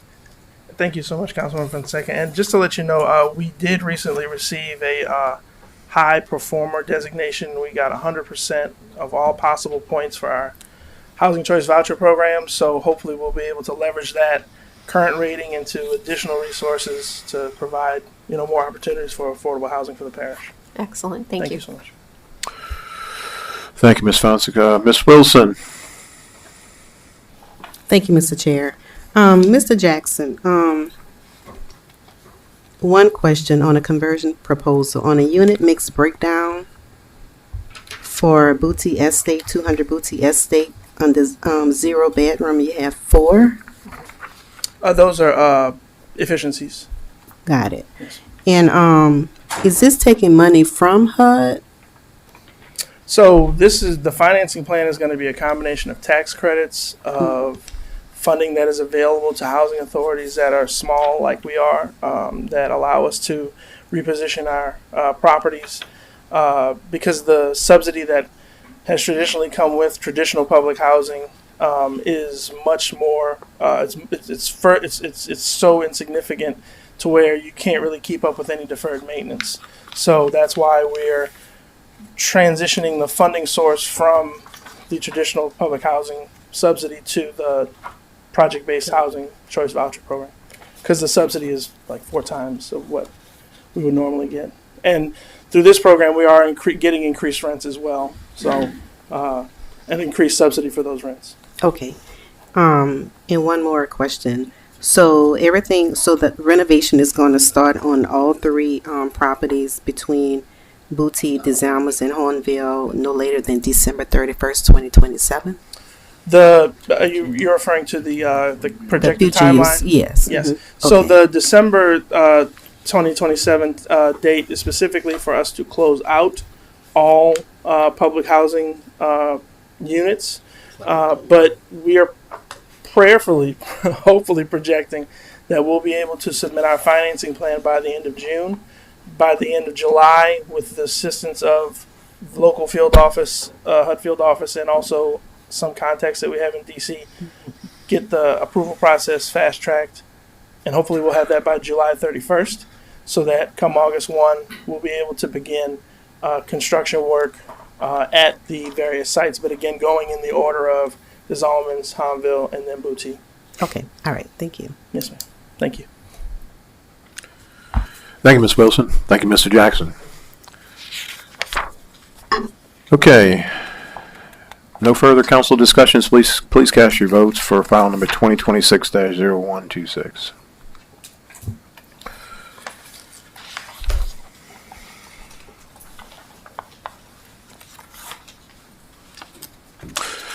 That's a yay for all parties. Ms. DeBrouillet missing, so it passes. Appointments. 2026-0086, a resolution appointing a member of the St. Charles Parish Communications District representing emergency medical services as requested by the Hospital Service District Number 1, Parish of St. Charles Board of Commissioners. Council Chairman will accept nomination provided by the Hospital Service District Number 1, Parish of St. Charles Board of Commissioners representing emergency medical services to the St. Charles Parish Communications District to fill the vacancy caused by the resignation of the term of Mr. Huey Marcel. Unexpired term to begin immediately and expire August 19th, 2026. And this was deferred from a March 16th meeting, council meeting. The nomination provided by the Hospital Service District Number 1, Parish of St. Charles Board of Commissioners representing emergency medical services to the St. Charles Parish Communications District is Mr. Kevin Gauthier. I need a motion and a second to close nominations. I have a motion by Ms. Fonseca and seconded by Ms. O'Daniels. Please cast your vote for nominations.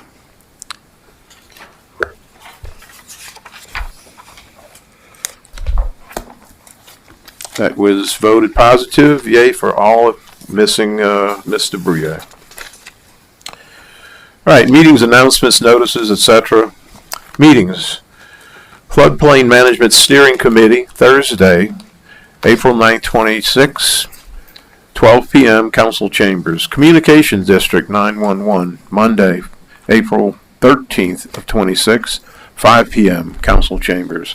Coastal Zone Advisory Committee, Tuesday, April 14th of 26, 12 p.m., Council Chambers. Board of Adjustment, ZBA, Thursday, April 16th of 26, 6 p.m., Council Chambers. Pontchartrain Levy District, Monday, April 20th of 26, 6 p.m. Pontchartrain Levy District Headquarters Complex, 2069 Railroad Avenue in Lutcher.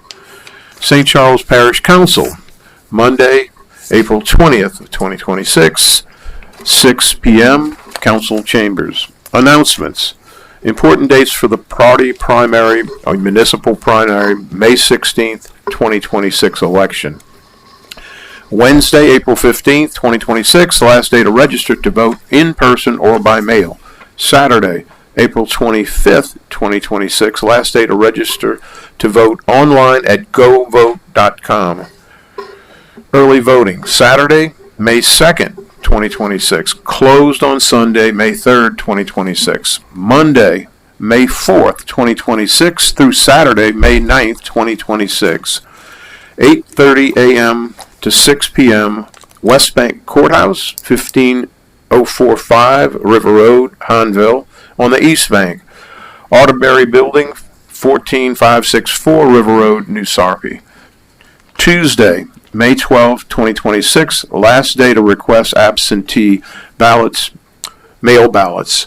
Friday, May 15th, 2026, last day for registrar to receive voted absentee ballot. Saturday, May 16th, 2026, Election Day, 7 a.m. to 8 p.m. All right, adjournment. A motion is needed and a second to adjourn. We got a motion by Mr. Carmadell and we got a second by Ms. Skiba. Please cast your votes.